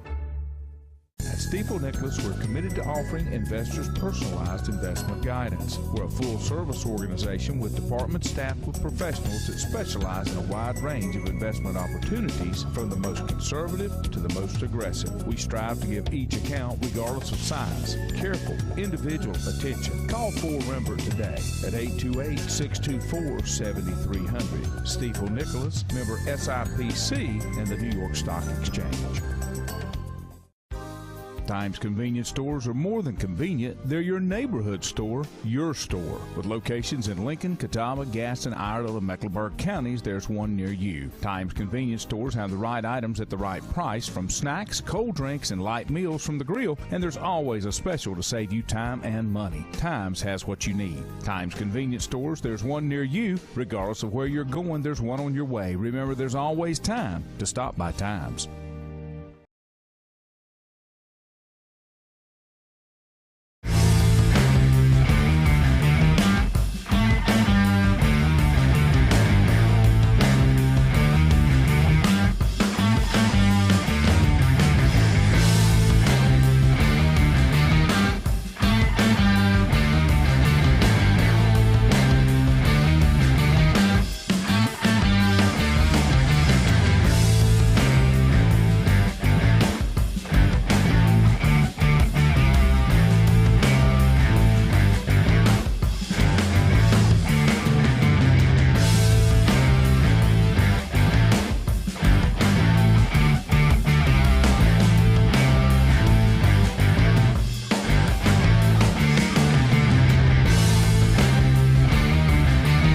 And welcome back. Glad to have you with us on a Saturday morning here on Sports Talk. David Keever along with Mike Powell and Brett Keever. Beautiful outside, but chilly. Nice, cool morning this morning. Let's see what we got here, what it's up to now at this point. Of course, the time, 46 degrees right now. And the wind advisory popping up on my phone today. The wind cries Mary. The wind does cry Mary. Jimi Today, Hendrix song. especially. Lenny says 1980 Joe Barry Carroll and the North Carolina State transfers Brian and Steve Walker played on those Purdue teams, That's and right. Lee Rose was the coach. Wow. Lee Rose of Lee Rose. UNCC. That's right. Joe Barry Carroll. Fame. 6'11", big man, yeah. Also, he said Louisville did win the championship in 1980, defeating UCLA, which was led by Suitcase Larry Brown. I like that. I That's love good. it. Suitcase Larry Brown and star point guard Rocket Rod Foster. Yep. Yeah, those were pretty good matchups and some pretty good Louisville teams, and I'm guessing that was Denny Crum. Yeah, it right? would be Crum. Back in that day. Always carried the rolled up program in his hand. Remember that? You know who he got that from, don't you? Wooden. Yes, of course. John Wooden. Did he play for Wooden? Did he coach under Wooden? He coached under Wooden. He did. Okay. Yep. He came to Louisville from the Wooden coaching tree. It's still amazing when they, I don't know if you noticed or not, last night during some of the games they would put up how many times so-and-so's been the Final Four, and Carolina leads the all-time Final Four appearances, and then they how many times, because you had two, the Blue Bloods playing each other in UCLA. And then it's still just astonishing, though, when they throw them national championships up there and UCLA has 11. Yeah. I don't care. I mean, who was coaching do UCLA I think it's in a the lot 90s different? when they won it's it? a lot different, but I still think still think you have to Jim Herrick. You still have to respect what UCLA did. I know it's been a long time ago. They only had to win 3 games some years to win the national title. And they were always in the West. It wouldn't have mattered if they had to win 10 with Probably the teams not. they had. Yeah, probably not, because they were just they got everybody they wanted. They might not have won 10 titles, but they would have won 8. Yeah. If you had to win 6 games to win you had it. 2 different eras. You had the Jabbar era, and then you had the Walton era. Nobody was going to basically to me what we saw with them, and that's when size dominated. Yeah, we saw with UConn women. It's basically the same thing. Yeah, I mean, the UConn women had that run where how many they win out of 10? It was amazing. Yeah, they had a run 11 out of 10.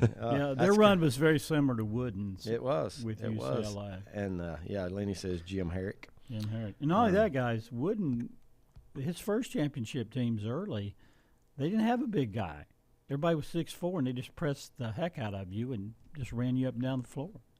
Go back to Gail Goodrich, Walt Hazard, those kind of teams. They didn't have the 6'11" guy.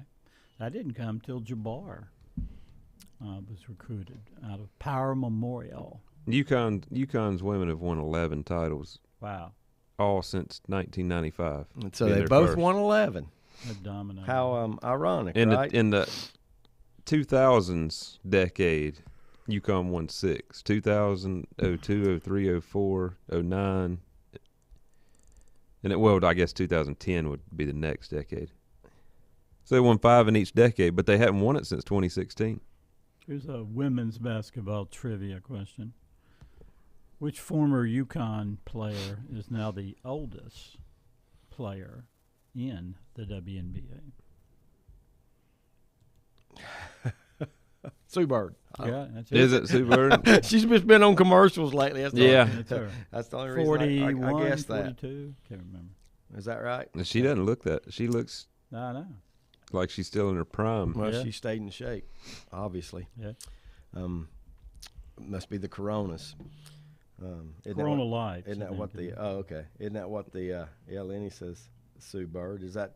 Isn't that what they're advertising with Leitner and Snoop Dogg? Yeah. Yeah. Oh yeah, she does. She does Corona, and she does the ones with Barkley and Yeah, Bird. What? The other Bird. what are those? The other Bird. AT&T? What's in your wallet? What's in your wallet? Oh, Capital One. Yeah, Capital it's got to be, One. isn't it? I mean, that's what They've they done always that, do. but they've done some other things too. Okay. That's been one of the joys of this tournament. We get Vince the Carter, commercials. Sue Bird, Christian Leitner, and you told me it's Devin Devin Booker. Booker, the yeah. Kentucky Yeah. player. That's pretty neat. I like it. Yeah, And of course- it is good. Yeah. And of course the others with Sir Charles and Samuel L. Jackson. Anything Samuel there. Jackson and Magic and Bird. Capital One is what Magic Lenny and says. Bird and Yeah, it's funny. I didn't even I know, know what what's in I didn't my even know wallet. what they were advertising. Nothing. I know what's in my wallet. Nothing. I saw this thing the other day. I sent it to you guys. This guy said, I just looked at my bank account, and I think I can live comfortably without working until I die, as long as I'm dead by Wednesday. That was great. I think that sums up a lot of Americans, you know. day to day. Day to day, yeah, I thought that was great. But high school baseball from last night, and you'll have to bear with me as we go through some of these. We're pretty much right at the peak, you know, here of spring sports. You know, I think Spring madness. I think we're pretty close, maybe to the midpoint when you consider the non-conference schedule and everything else. We're not halfway through the conference schedules yet. Tough week for East Lincoln. They took 2 on the chin We were thinking they were invincible. because they lost again last night. I don't know if I I've did not told know Brett that. that yet this I morning. looked. But they were undefeated going into the week. They lost a close game early in the week to Fred T. Ford, and they lost last night by 1 run to St. Stephen's. I want to say it was 6-5. It was 6-5, and I think they were ahead 5-1. Yeah. This is going to help if I go back to yesterday. I'm not going to find any scores on today's date. Garrett Michelle. It is Garrett, right? Yes. Hit a home run He did last hit night. another home run. And Gavin Hauser hit a home run last night. Gavin Hauser homer. Garrett Michelle, we'll go ahead and give you that real quick. His home run count, in case you're wondering, because this kid is, you know, it's 10 now, right, Brett? I think so. He's up to 10 home runs. I don't think he hit one against Fred T. Ford. And here's the reason I'm going to bring this up every week. State record is 21. 20. Kings Mountain. Paul Brannon. Paul Brannon. Yep, Kings Mountain. You know, I was has a trying state to. record at 20. I was asking another. Played a little softball with him. Yeah, I was asking another sport He could hit writer, I said, well, how about Ralph Jackson, Ralph Roberts with Cherwell High School? Didn't he But Ralph never hit more than 10 during a Cherwell High School season. Is that right? Yeah. Now, he exploded more in Legion He did. ball than Yep. he did in high school. Yep. So I guess Henry Jones held him down, just like Dean Smith held down Michael Jordan. I haven't seen a ton of high school baseball, more Legion, but Ralph Roberts was the greatest prep Yeah. hitter I've ever Paul Brannon. seen. There you go, Lenny. He's one of the greatest I've seen. Yeah. Big time clutch. Yeah, he was. Yeah. When I mean, he was when he he was needed it kind the of like most. Barry Bonds in his Giants days, where teams just did not want to see him come to the plate. Well, David, let me ask you this. Ma'am, you're comparing him to Barry Bonds, Ralph to Barry Bonds, and Mike just compared what was his comparison just a moment ago. I thought, oh my goodness, you guys are going big on me this morning. It might have been Ralph as well, but I can't remember who you. Well, for Ralph Roberts, the level he was playing on, Yeah, I know. Legion, American Legion baseball. He was like the Barry Bonds of I'll tell you how North similar, Carolina Legion baseball. Right, and you know for a year what or the two. biggest similarity is? They would intentionally walk him with the bases loaded. Yeah. That was going to be my next question. Didn't Ralph go up to the plate one time and just leave the bat laying behind him? Didn't even hold the bat when they pitched? Laid it on home plate. Yeah. Yeah, because he'd been walked so many times. My question to you, David, I know you probably, I don't know, maybe you've talked to the East Lincoln coach, but have they been have teams been intentionally walking Michelle? I mean, they're pitching around him, obviously. Brett, what were his stats last night? Can you tell by the amount of at-bats? I don't think they have. You haven't? I don't think they have. Well, now, I went to the – they might have in the last two games. And I would say certain situations. I'm not going to intentionally walk the guy if there's nobody on. No, I'm not going to intentionally walk the guy in the early innings, even if there is a guy on. Against Fred T. Ford, he was 1 for 3 with 1 walk.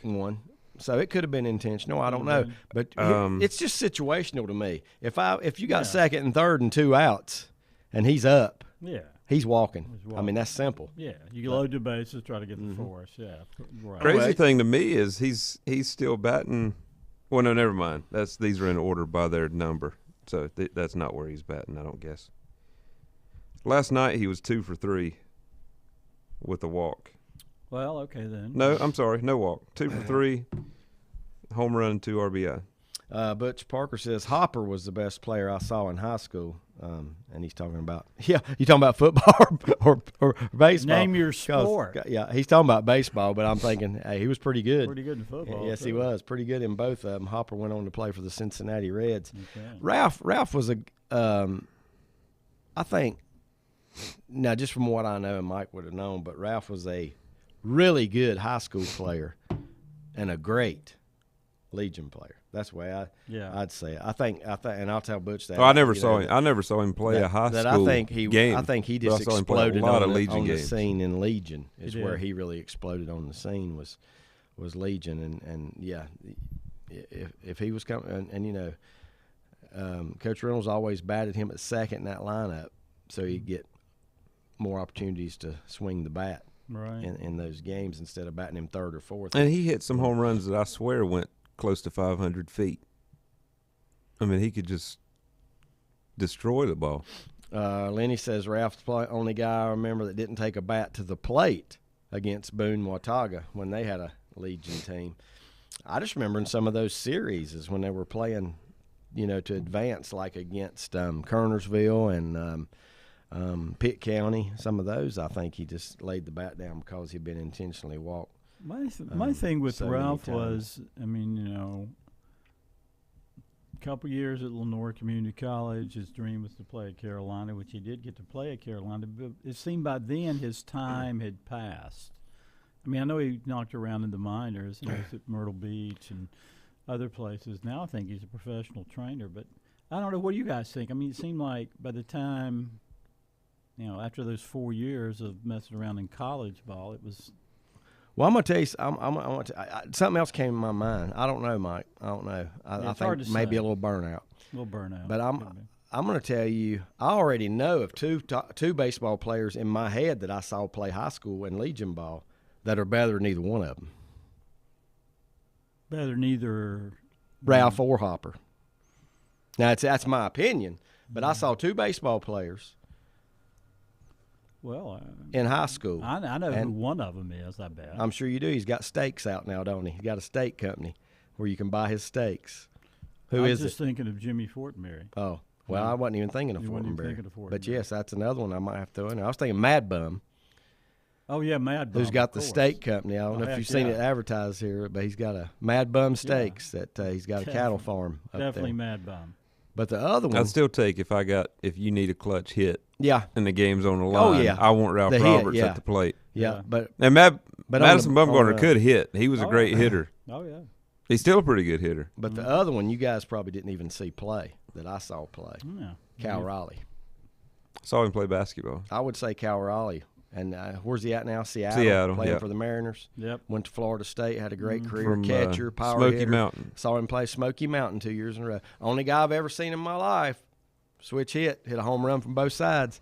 Went 4 for 4 in the game. Right. Hit a right-handed home run and a left-handed home run in the same game. I never got to see him play. Yeah, he was tremendous. Well, you can watch TV this Yeah, year. I know, but I did when he was at. And he is a big boy. Yeah, he is. He was a really good basketball player. And if I'm not mistaken, his dad was either the assistant or a head coach at Tennessee. Was he? At one time? Yeah. Maybe while he was playing in high school. I can't remember exactly, but. And still went to Florida State. Yeah. Well, okay. I don't know what the whole deal was there, but maybe he left and went. I don't know where his dad might have went with him. The most athletically gifted high school Legion player I saw was Jimmy Fortenberry.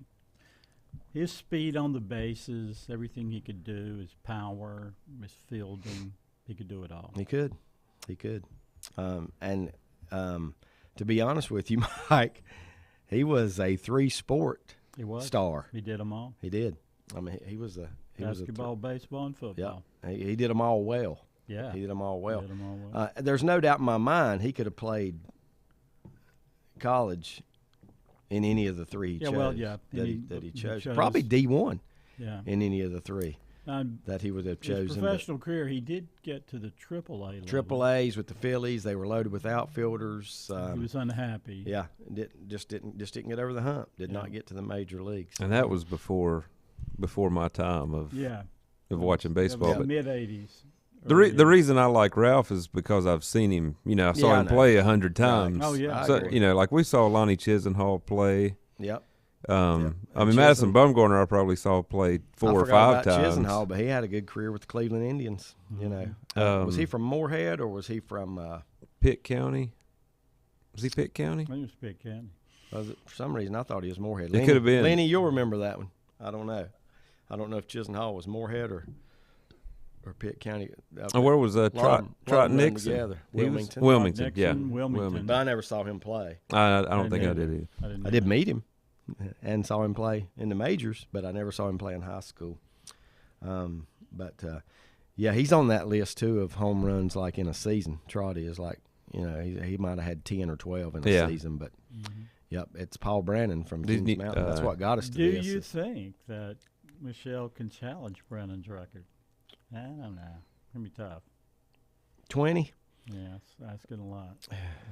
He needs another. Unless he's just getting walked a lot, he can. I think he can. Yeah. And right here, if he don't, nobody needs to tell him what the record is. Nobody needs to ever even mention it. Just let him go out there and play. If I were Chris Mathill, the coach, I would never talk about anything on that. No, and he don't. I'm sure he doesn't. No, he may not even know.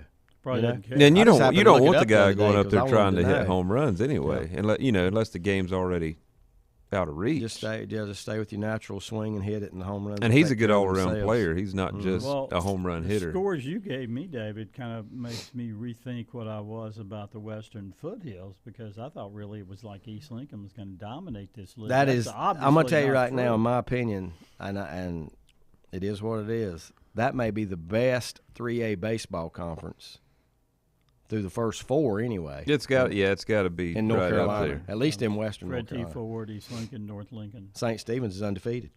I didn't realize Fred T. Ford they only got could one compete loss with those teams, but I haven't seen the North Lincoln score with Ford. I think they played Ford yesterday, so I'll be interested to see that, because if Ford beat North was undefeated going into the week, and they lost twice to the same 2 teams. How about Lincoln Charter? Your other undefeated Lincoln. They are still undefeated. They are still undefeated. And East Lincoln softball is still undefeated. Says North Lincoln beat Ford 7-3. That's a big win for North Lincoln. Yeah, it is. Because Ford just coming off a win over East. Yeah. So, Lonnie Chisenhall, Moorhead City. Okay. Trot Nixon was going, and Lenny left me hanging. Trot Nixon was going with a T, so I think he's finishing it right now, because I've got the ... Was it Chisenhall that got in some trouble during his college years? Yeah, I think so. Had to leave one school or something. Was it Clemson? It was either Clemson or South Carolina. It was one of those two. Yeah, I think it was. But he made amends. He had a pretty good career. Oh yeah, I was just trying to think if that was him or if there's another. I think it was, because I was thinking Pitt County had a really good player. If it wasn't, you already put it on too. him now. Well, I'm sure he's way past that with the career he's went on and had. This is interesting. I think I'd heard this before, but I had totally forgotten about it. Lenny says Trot Nixon. What was he going to do before Boston drafted him? Anybody know what Trot Nixon was going to do? Was he a quarterback? He was. Yeah. And he was headed to NC State. Yeah. And then Boston drafted him. And I'm guessing pretty early if he decided to go on and play baseball. Had a good career with the Red Sox. Yeah. A good career. Well, now he was on a World Series championship. Mm-hmm. He won at least one. Mm-hmm. Yep. Yeah, they've won so many. I'd have to. He might have been part of that first one. Honestly, I never thought I'd see one with the way the Red Sox history was. I never thought I'd see one. I've seen four. So I will take it. I will take it. Let's see. You're going to love this name, Mike. I just got to give this one, even though the score is missing. Liberty Christian Academy and Epiphany. Epiphany, I love Epiphany. I do love that. I want to know what their mascot is. Epiphany. Are you guys on the I'll find it. The scoreboard? Who'd they play? What is the mascot? They played Liberty Christian Academy, which looked like they might be the Heat. There's something Heat in their name because it's in their logo, but I can't make out what the if it's a bird, a beaver, or what it might be. Liberty Christian, they're the Patriots. The Patriots, well, they got Heat in their logo. Out of Durham. It's a baseball with the Liberty Christian Academy and Epiphany. I don't see. Oh, I figured. Their game with Epiphany.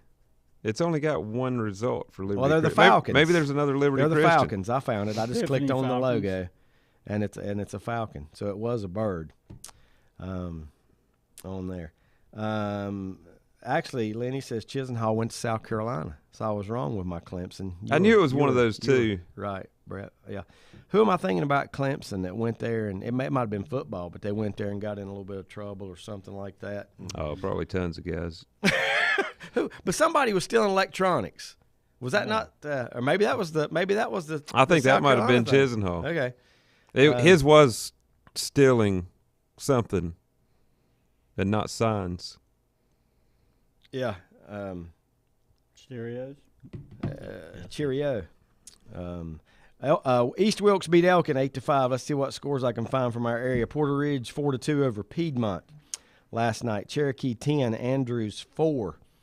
That one. Let's see. Asheville beat North Buncombe 10-0 last night. Gaston Christian over Gaston Day 10-2. Wow.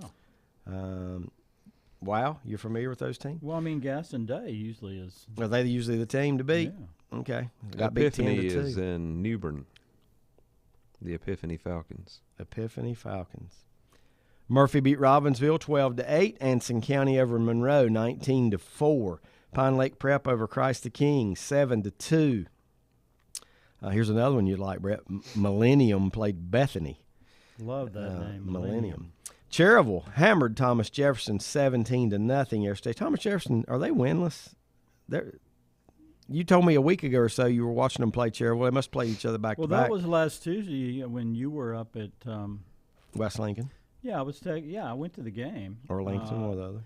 Winless Thomas Jefferson got out front 7-1 in the first inning. And then Cherryville beat him in 5. 17-7. Yeah, I knew they beat him in 5 innings. And obviously played him again. Well, yesterday they had their wake-up call. They knew, and they jumped all over them and beat them 17-0. No drama yesterday. Yeah, they are 0-8. And they had a pretty decent baseball program going there for a couple years. So Cherryville's week was 12-1 over Maiden, 17-7 over Thomas Jefferson, and another 17-0 over Thomas Jefferson. Yeah, I'm getting summoned here to do something while I'm on the air. That has to do with taxes. No comment on that one. My wife is doing taxes and all of a sudden needing my driver's license number. How about that? So she's trying to get them all finished up and well, good. Taken care. Yeah, get it over with. I don't know if it's good or not, but either way. Yeah, I've sent mine in a few weeks ago. Try and help her out. So Cherryville just has 2 non-conference losses. Yeah, looks like Community School of Davidson and East Lincoln. Yeah, 4-0 in their conference. Now they got a big game coming up this week against Burns. Burns, I think, is Burns is undefeated. Yeah. Oh, and they're playing their conference opponents twice in the same week. Yeah, I wondered about that. Yeah, I've always liked that. Yeah, I like it too. You don't because have to face the same pitcher yeah. twice. I do too. I like it. I really like it. So I guess they'll play Burns twice next week. Yeah. Yeah. Yep, I like it. That'll be huge. The only thing bad about it is if Tuesday you got a and kid Friday. on vacation or something, you might not get to use them either time. But you know, where's Tuesday's game at, Brett? Burns. Burns, and then Friday at Cherryville. Okay. Yeah, Burns is 8-1 overall, 4-0 in the conference. Their one loss was to Crest, who they split with. Well, then next week, those games between those teams will obviously be important in the. Lenny reminded me of something here, and I'd forgot this, but I do remember now that he said it. Trot Nixon's son played for Wilmington 2 years ago when they won the state tournament in Cherryville. So, remember that. Family tradition still going on there in family Wilmington. tradition. I'm trying to remember if he went to Hoggard or Butch says he hated that schedule. I love it. I think it's if you want to balance it out. Yeah. Because I like it in baseball. I wouldn't like it in basketball Here's the one way it doesn't matter because you don't have a pitcher. No. You have that one guy. But the basketball, you could have a player hurt and miss both games with an opponent. How would you like to play South Caldwell when they had Madison Bumgarner and you had to? You were the best team in the conference. You had to face him twice. Nah, don't like it. Throw it out. I like. Or put in a rule where you can't start the same pitcher, and then all you got to do is pitch one pitch and then bring him in. So you can't do that either. You know. I like the fact of not having to face the same pitcher twice because just like in normal baseball where we have series, you face different pitchers, right? College even does it. You face different pitchers. Trot Nixon's New Hanover High School. New Hanover. Yeah. Well, that I think is usually the best baseball. Yeah, that is a really that's good the one baseball school. They win a lot, obviously. Let's see what Butch says. And Butch isn't even a baseball guy. Favored teams with multiple pitchers. Guess what? It should. Yeah. It should favor teams with multiple pitchers because if you have multiple pitchers, you're going deeper in the playoffs. Yeah, good for you. It should favor teams. I love it because that's exactly why. Yeah. You got 3 good pitchers. We saw the team a few years ago at Highland that had the kid that just beat everybody on the mound, right? Yeah.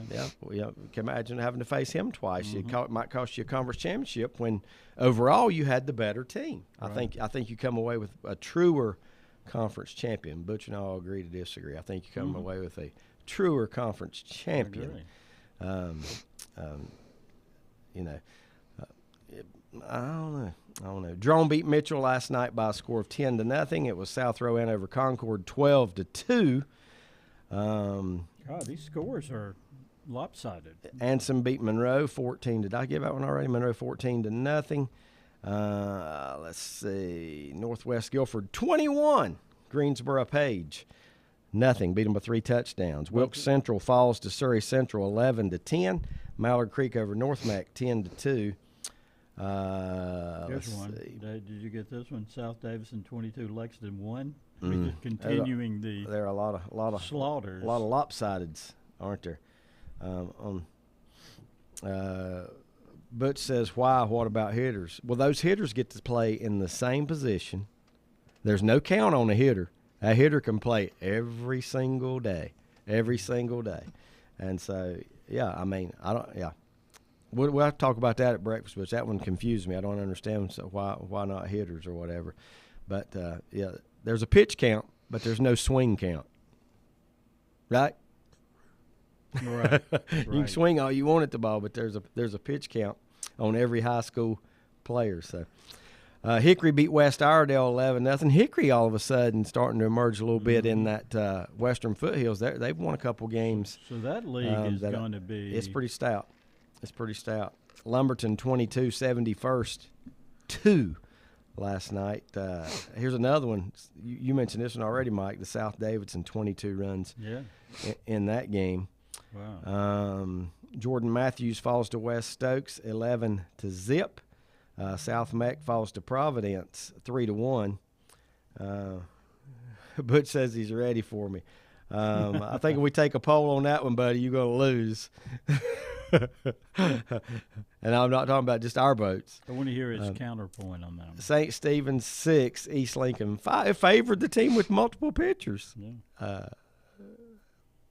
North Lincoln over Ford 7-3. R.J. Reynolds over Parkland 11-0. Midway over St. Paul 16-7.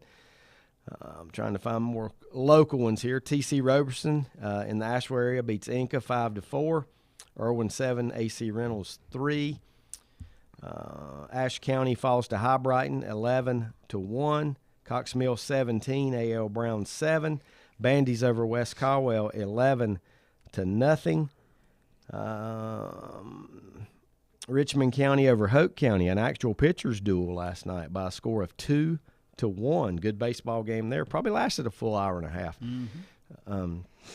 Let's see. I don't know if I gave Lake Norman over West Cabarrus 10-0. Uwharrie over Trinity. No, Trinity over Uwharrie 16-11. Charlotte Christian 12, Latin 1. East Henderson over Tuscola by a score of 2-0. Bunker Hill beats Newton Conover 4-3. Kings Mountain over North Gaston 4-2. Corinth Holders, I saw them in the state championship a couple years ago against North Lincoln. North Lincoln beat them 2-0. Corinth Holders last night 23-0 over Southeast Raleigh in that game. Forest View beat Ashbrook 10-8. East Surrey over North Surrey 2-1. Lincoln Charter remains undefeated. Mike Powell beat Mountain Island Charter 10-0. I don't think anybody in that conference is going to touch them. They'll probably be undefeated going into the playoffs. No, they'll down be the stretch. 2A. In the 2A playoffs. West Stanley over Central Academy 10-0.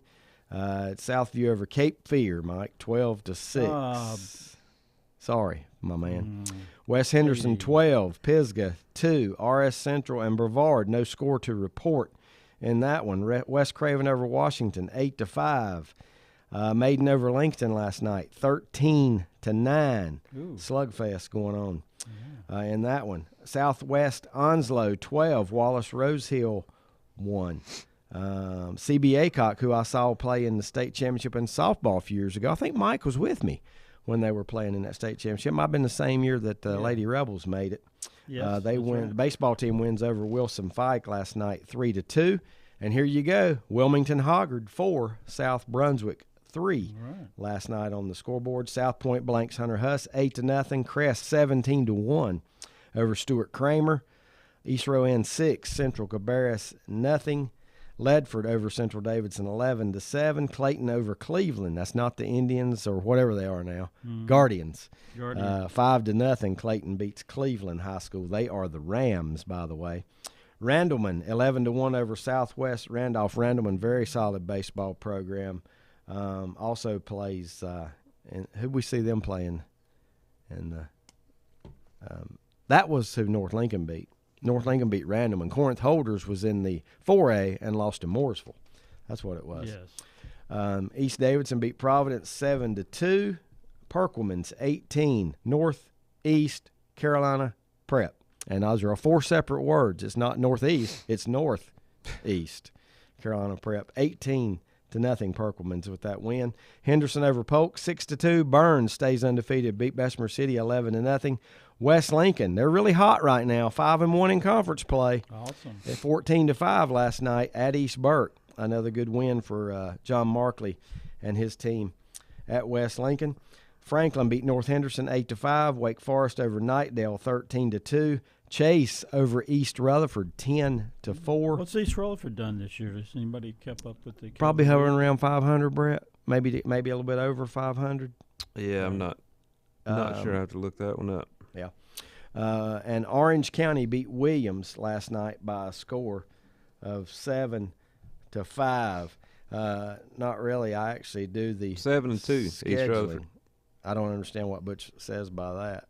Well, yeah, he's saying something more coaches didn't want that for whatever reason, but I like it. I mean, it's just a matter of opinion and a matter of what you like. East Rutherford, what you prefer. the conference they're playing in, they're doing that, playing each other twice in a week. Yeah. East Rutherford's 2 losses are to East Lincoln and Chase. I'll say this. If nobody in the conference has a dominant pitcher, it's not that big a deal. Mm-hmm. But if somebody's got a guy that goes out there and he's going to win 9 out of every 10 starts and it's basically going to shut you down, and there are some pitchers like that around, then you don't want to face him twice. You know what I mean? You wouldn't want to face him twice, and that'd be my luck. That's the way it would wind up. I'd be if you're good enough, you're going to face him twice, right? Yeah. If you're good enough, they're going to schedule it where you face that guy twice, and then instead of the conference championship being decided by a team, which you think it's a team sport, it's not. It's decided by that one player. That's why I don't like it. That's why I would go the other way. That's my opinion. We're going to take a timeout. Appreciate you tuning in to Sports Talk. Back with the fourth quarter in a moment. Whether it's a sit-down meal or a call-in for the drive-thru, Brookwood Cafe and Catering is the answer. A variety of meats, vegetables, and desserts cooked daily or a hot sandwich from the grill, they have what you're looking for to satisfy your taste buds. If you need catering from 5 to 500, Brookwood has you covered as well. Stop by Brookwood Cafe and Catering at 202 Providence Mill Road in Maiden. Don't forget breakfast daily till 11 a.m. Open Tuesday 6 a.m. to 2 p.m., Wednesday through Saturday 6 a.m. till 8 p.m., and Sunday from 7 a.m. to 3 p.m. Call 828-428-8944 to place your order today. If you ask around, you'll find Burke Mortuary has a reputation for excellence and commitment to value. They've built a reputation of trust for more than 35 years. Burke Mortuary is proud to offer personal attention, meaningful tributes, and the area's most affordable prices. They're also proud to offer you beautiful, state-of-the-art facilities. It's the perfect place to honor your loved one. So when choosing a funeral home, the choice is easy. Choose Burke Mortuary with locations in Maiden and Newton. Covenant Church began as a vision of just over 100 people in 1984. Since then, Covenant Church has grown and currently located at 2168 Gastonia Highway in Lincoln. The Sunday schedule includes early morning worship at 8:30, Sunday school at 9:45, and morning worship at 10:45. Their ministries extend beyond Sunday. Visit their website at www.covenantchurch.church to see all they have to offer, and better yet, stop by and see for yourself. Covenant Church may be just what you're looking for a new church home. First Federal Savings Bank has been serving Lincoln County since 1940. And as it has been from the beginning, customer service is a priority to First Federal Savings Bank. They want to get to know you by name. First Federal Savings Bank has the convenience, the products, and the services that the larger banks have, but with hometown people that you see throughout your community. Stop in and visit one of their 4 convenient locations and see what First Federal Savings Bank has to offer you. Member FDIC, an equal housing lender. Untangling your headphones, finding the right remote, saying goodbye to your favorite shirt that hasn't fit in 10 years. Why are simple things sometimes so complicated? Thankfully, with Auto Owners, insurance doesn't have to be one of them. Auto Owners works with independent agents who live in your community and answer when you call, so you can worry about more important things, like finding a new favorite shirt. That's simple human sense. Call Mooney Insurance in Maiden or East Lincoln Insurance in Denver or visit mooneyinsurance.com. At Stifel Nicholas, we're committed to offering investors personalized investment guidance. We're a full-service organization with departments staffed with professionals that specialize in a wide range of investment opportunities, from the most conservative to the most aggressive. We strive to give each account, regardless of size, careful, individual attention. Call Fort Rembert today at 828-624-7300. Stifel Nicholas, member SIPC and the New York Stock Exchange. Times convenience stores are more than convenient. They're your neighborhood store, your store. With locations in Lincoln, Catawba, Gaston, Iredell, and Mecklenburg counties, there's one near you. Times convenience stores have the right items at the right price, from snacks, cold drinks, and light meals from the grill, and there's always a special to save you time and money. Times has what you need. Times convenience stores, there's one near you. Regardless of where you're going, there's one on your way. Remember, there's always time to stop by Times.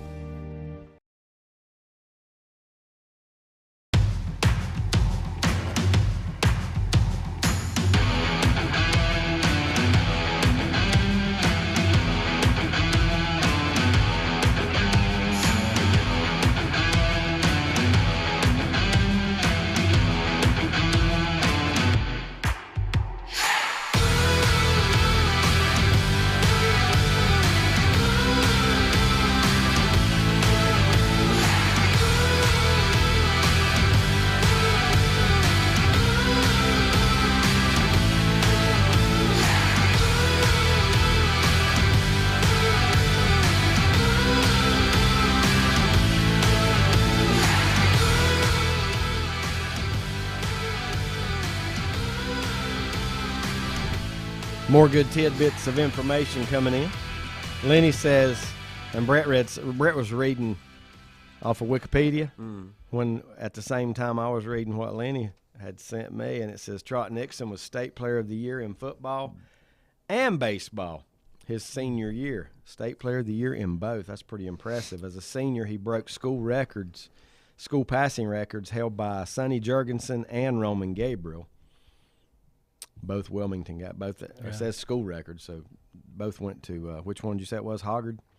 New Hanover. New Hanover. I don't know why I got Hoggard on the mind. I did look all this up about Nixon. That was Laney, right? He went to Laney. I did look all this up about Nixon, and listen to this. As a senior at New Hanover, he had a state record, and Brett has mentioned this as well, 56 RBIs, which is still a state record. Wow. For RBIs in a How many RBIs does Michelle have? You say he's got 10 homers. I don't know. That's a good question. At least 10. Gets a good check, game changer, right? Don't he? Yeah. He got at least 10. I bet he's got 15 or 20. He may have. Oh, it's over 20. Yeah, it would have to. I think he was over 20 last week. Yep. But the question is he on pace to get 56? Probably not. We're not to the half. If we are at the halfway point, it's not by much. I mean, I'm just trying to think of what some of these records are. And you begin to wonder how many games did Nixon play that year that he had 56 ribbies. And because everything counts in high school. You know, everything. Playoffs, the whole thing. Right. If you get to play a bunch of playoff games, that's going to help you. you. A deep run by East Lincoln might be needed here. A couple games in the tournament playoffs at least. Yeah, but as it turns out, 23 RBI right now for Michelle. 23. Yeah, bad. 10 home runs. How many games have they played? 8. Wow, pretty good pace. It is. Which means they've probably got. They're not. So he's on pace point. for more than 56. Yeah, he's on pace. Yeah, right. I mean, how many games do they play? Well, he's also on pace for like 30 home runs, which would break the state record by 10. You know, because he's probably played a third of his games. But that doesn't mean you're going to keep up that kind of pace, you know. No, that's the problem. That'd be really hard. It would. It would be very hard. East Lincoln is, let's see here. Says they have 14 games left on their regular season schedule. Yep.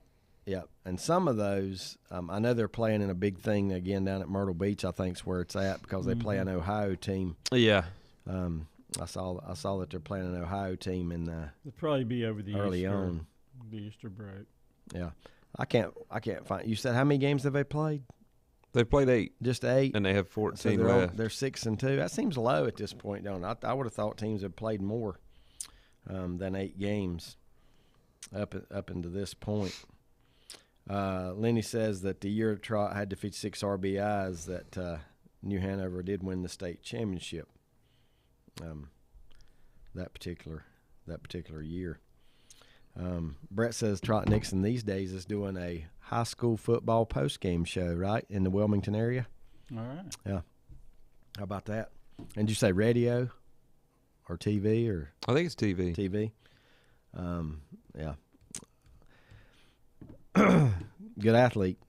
Looks like Garrett Michelle's been walked 6 times in 8 games, so he's not getting walked a lot. Yeah, that's not bad. And you know what? There's a thing called intentionally walking somebody. You know, where you still pitch to them, but you don't. Don't pitch away from nothing them. fat, nothing right down the pipe, nothing like that. And he's yeah. probably, if he's smart, he's not swinging at any of those and taking those walks. You know, you want to get on base. Team player, yeah. Especially in some of the tighter games. Now, I may look at it a little different if they're up, 8-0 in the 4th inning. He's got a chance to swing the bat and. Let's just say he's off to one of the best starts we've seen. Sure he is. Sure he is. Wise and around here in a long time. And Brett, you mentioned Gavin Hauser, who's hitting as far as average goes. He was up around 650 at one time. He hit another home run last night as well for East Lincoln. So they got some pop in the order. I think the part that Gavin has 3 home runs, 11 RBIs. If their weakness is pitching, that's if they and I'm not saying it's weak, but it's their strength's definitely the bats, and if they have a weakness, then it's probably the enough depth at pitching. Now their losses were 6-5, and what was the other loss? 4-2. 4-2. Yeah. Well, those are didn't give up a lot of runs. But I'll say this though, I would say good high school teams score 5, they probably expect to win. You should. And they gave up 6, So, but that's neither here nor there. We don't know the whole situation, don't know what happened or any of that. But at this point, I mean, East Lincoln, who was last week when we were sitting here, was undefeated. Now they're in 4th place in their conference. Yeah, they're going to have to. They're in 4th place in their conference because they can't afford another Ford. Losses. They can't afford any more losses. So you got Ford and Saint, who I'm guessing are both still undefeated and will play each other this week. No, Ford lost to North Lincoln. That's last right. night. That's right. So Saints in first by themselves. Yeah, North Lincoln and Ford are both 4-1. But they do play each other this coming week because it's rivalry week because Lincoln plays West. We know that. And I know that North is going to play East next Friday. Where is the Lincoln and West game? At West this time. And North actually plays West Lincoln also. Yeah, on Wednesday, which, speaking of our broadcast schedule, which I'll be with Rick and Mike, and don't know exactly how it's going to work out this week, but you're available to do some games this week, right, Mike? Because as of right now, we'll be at West Lincoln on Tuesday and Wednesday for 2 Lincoln County matchups, West hosting Lincoln, West hosting North Lincoln. Listen to me, I'm all over the place. North Lincoln in a non-conference game. And then on Friday, barring the weather, our schedule takes us to North Lincoln for a big East Lincoln, North Lincoln game. And that probably will be you and I in that one on Friday for sure because I with think the velvety-voiced Kerry Miller. Right? No, he does softball when it comes. In spring sports, he does the softball. He doesn't do baseball. Okay. Yep. And don't know if you know or not, but the North Lincoln head coach. Do you guys know who the North Lincoln head coach is that took over this year for the John Carpenter that stepped down? Charlie Goss, a former player of Coach Chris Mathieu at East Lincoln, an outstanding catcher in his days at East Lincoln. And I can't remember where he played his college ball, but Charlie Goss' first year, so he'll be up against his mentor when North Lincoln plays East Lincoln. They got themselves a good one, though. I'll tell you that. North Lincoln got to replace Carpenter with Goss is young, energetic, knows the game, and I think catchers, because of everything that they do, would make really good coaches. You know what I mean?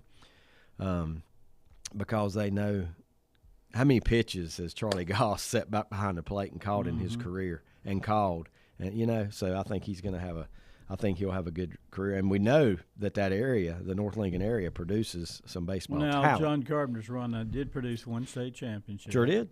And they had some deep runs. Mm-hmm. So, yes. North Lincoln baseball has been very good. It has, and I think they just continue right on. I'm looking forward to that. I think that, I know that neither one of them now is in first place for the time being, but that's going to be a big game because if East Lincoln loses, they got 3 losses. You know what I'm saying? If they lose to North Lincoln, then after the one round is complete, they got 3 losses. And if St. Stephen's happens to beat Ford, you've all but kissed your conference championship hopes away, right? Because it's going to be hard to overcome a 3-game deficit with 7 to play. You just can't do it. So really looking forward to that. Let's see, we got about 12 minutes left this morning on NBA Sports Talk. Does anybody care? Well, is there any news? If there's news, is there anything that the biggest news this week was that Mike brought it up? Let him break the news. Well, I'm just saying, in March Madness. But think about it. Right after March Madness, the NBA playoffs. What are we talking about? 3 weeks away, 1st of May. It won't be long. Yeah. So, what's your news, Brett? Anything? Well, New York City lifted their COVID protocol. Whatever, yeah. So now Kyrie Irving is free to play in home games. Okay, so let me ask you if this should happen or not. Kyrie Irving, I read this. I get emails, crazy emails from some of these companies through the newspaper and through the radio stuff. I get some emails that give you all kind of stats and numbers and things like this. Kyrie Irving's going to be able to play home games starting this week. Ticket prices went up 78%. Good. Should that be allowed? That's gouging in my book. Okay. I thought about this. You go buy a car. You want leather seats. Is it going to cost you more? Yeah. Somewhat. That's an option, yeah. So they can jack it up and charge you for that addition. Yeah, but that was already there. This is, I don't know. It kind of rubs me wrong. Okay. My question was. I know it's capitalism. My question was this. Tickets. Did they lower the ticket prices when he wasn't there? If they did, then they're okay to raise them back. I bet they did. I bet they didn't either. But in a way, it's business. And in a way, I really don't have as big a problem with it because. Okay, Scrooge, it's business. Okay. They weren't having to pay Kyrie when he wasn't playing those games. Now they're having to pay him, so they need more money coming in. Well, there you go. Yeah, and not only that, 78%. Well, you know, who's your favorite rock band, Mike? Stones. Would you pay more to see them with Mick Jagger, or would you even consider going if without Mick? Yeah. Just for Keith Richards, I don't know. It'd be tough. Same situation. Mm-hmm. Same situation. How many people are not going because the star player on the team? You see the Stones for $100 without Mick Jagger, or you could pay $178 to see them. You're right. With Mick Jagger. That's exactly I pay the scenario. $178. Exactly. I would too. Exactly. So I got no problem with it. Okay. Because I bet you, I mean, hot rock groups at the time do the same thing. They raise their prices whenever it's their prime or when they're on their last leg. Aren't the Nets just like they're right there, like in the 8th position? Aren't they? I mean, it's not like they've got it sewn up. No, they're looking at the play-in scenario. Yeah. I got no problem with them really honestly raising their prices because we would pay more to see certain people. Yeah. Garth Brooks is coming to Charlotte. I heard sold out like in 10 minutes. He sold out. Twice. Yeah. And yeah, I'm guessing that you pay a premium to see Garth Brooks. You wouldn't go see Garth Brooks if Garth wasn't there. No. Well, how about this, guys? Brett, you keep up with it. Zion. Now, is they going to bring him back for this play-in scenario? Possibly the Pelicans have, or last I heard, he was done for the year. Okay. I don't. I guess you saw the thing he put out on, was it Instagram or Twitter? The video of him dunking. Yeah. I don't see any point in bringing him back they're going to lose. Yeah. It's not going to matter. No point in risking his health for a one-game play-in just to get in the playoffs and get swept. Yeah. I get it. But it's kind of nice to see him doing things he once did. Yeah, he needs to get out of New Orleans, and I think that's what he wants to do. Lenny says, getting back to college basketball, that 1980 Final Four, I think, was Iowa, that they were the 4th team in that. Now, we talked about it was UCLA, Louisville. Am I right? 1980. Did Louisville beat UCLA in the finals? Now, you said 84 when you were reading his text. Did I say 84 just now? Yeah. Well, it's 1980. I don't know where I come up with the 4 Who did except Louisville for Final beat Four. in the finals that year to win it with Denny Crum? I'm saying, was that UCLA? I don't know. Lenny says the 4th team, Iowa was the 4th team in that tournament led by Lute Olson before Arizona. Yeah. I did not even realize that Lute Olson was ever anywhere before. Oh, yeah. He had a nice run at Iowa before he left. Yeah, they beat UCLA in the title. Beat UCLA in the title. So was it Iowa and Purdue? Well, who was the UCLA coach? You mean there were 2 Big Tens in the Final Four at one time? Wow. Well, who was the coach of UCLA in that championship game in 80? I can't remember. I don't know, but it says they vacated that Final Four appearance. Walt Hazard. Did he coach them?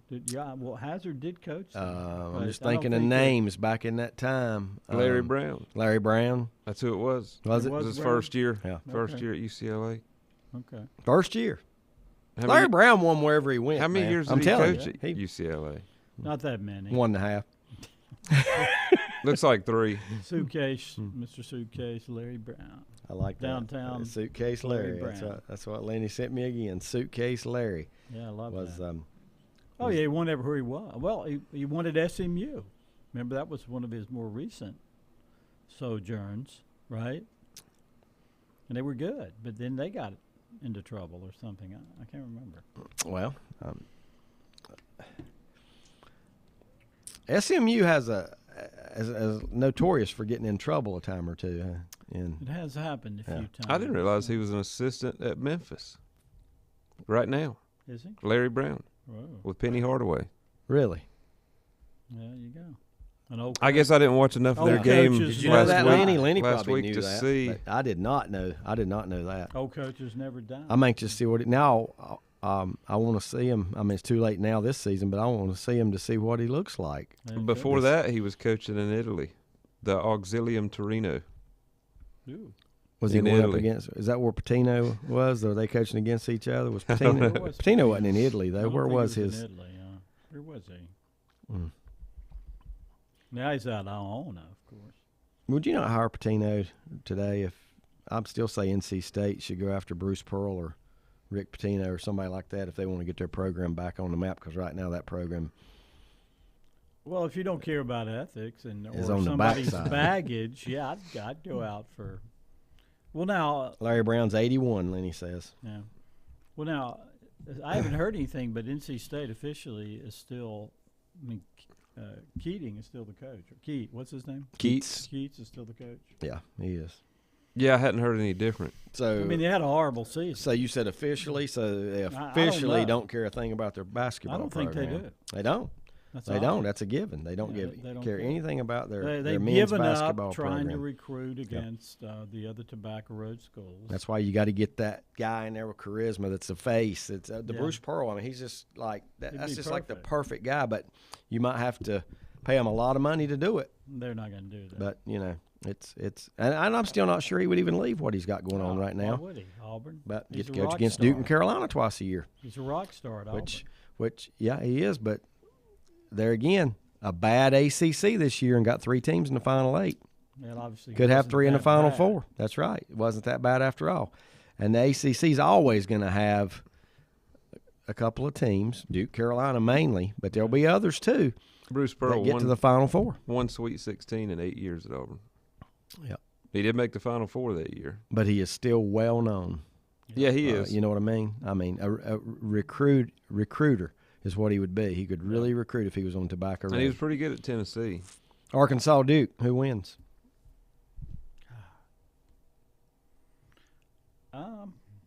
I just have a good feeling about Duke now that they've gone through the gauntlet and come back against Michigan State and Texas Tech and took their best punches.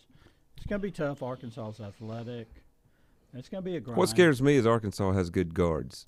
Yeah. And Texas Tech didn't really have good guards. They would just punish you inside. That's true. Arkansas is really fast-paced But team. would you call them a good shooting team? No, not a good shooting team, but a different style than Duke's faced their last, True. so far in this tournament. Well, you They face faced different big styles. teams that Yeah. want to beat you up inside, and this is a fast-paced team with small guards. Yeah, but that's also I They just can think get to the I just- basket. if Duke has to do what they've been doing and overcome a little deficit toward the end, I don't know if they can keep doing that. Yeah. I don't know if I don't think Duke and Carolina are both going to win. They I can't- think one of them's going to They lose. can't hit Yeah. their 8. Well, They can't hit their last 8 shots. And the again. one, that's just the not one, going to happen. the one that's more likely to lose is Duke, Yes. Yeah. Well, if that's the way you feel, because about Carolina's it, got superior talent. yep, Superior compared to size, St. superior Peter's. talent. And look And- what's going against St. Pete. I Now, I'm mean, not going to just come out and pick Arkansas. They but have- I think yeah. one of them's going to lose. They have not. St. Pete has not really played a team in this tournament. Kentucky's the closest thing to having the talent as Carolina, and Kentucky don't have the shooters. They don't shoot. No, they don't that shoot like Carolina. has. All right, then we'll go on to Villanova, Houston, and we're gonna have to do this fast because we've got that may about 1 be minute That left. may be the best game yet. I'm going to Villanova because of Jay Wright. I'm His taking Villanova history. too. They got the guard in Gillespie, who's maybe the best guard. In the I've been with the country. Cougs all the way. I'm going to stick You'll with the stay with Cougs. the I Cougs. think the Cougars win that game and So move you're on saying to the that Final Houston Four. goes back to the Final Four for the second straight year?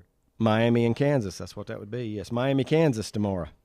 I'm gonna have to go with the blue blood. I'd like to see Larinaga back in the Final Four, but I think Kansas wins it. I'll take Miami. I'll take Miami. All right. St. Pete and North Carolina. I think we've already settled that That's one. a slam dunk. If they continue to shoot the ball like they are, Yeah, if they shoot it like they have. If been. Duke wins tonight, I'll take I'll take St. Peter's. If Duke loses tonight, I'll take Carolina. I think if Carolina one of them wins wins, and shoot one the of them ball loses. like they are, they'll be cutting down the nets. But it's 3 down, 3 to go. Can they continue to shoot the ball like they have? Can that one guy for them step up? When Carolina isn't shooting the ball well, they're basically just an average team. They can be bad. One final message. Lenny says he's heard that Keats will be back at Okay. NC State Okay. next year. Thanks for tuning in. Thanks for the birthday wishes. I Happy appreciate it. Yep. We'll see you next week on Sports Talk.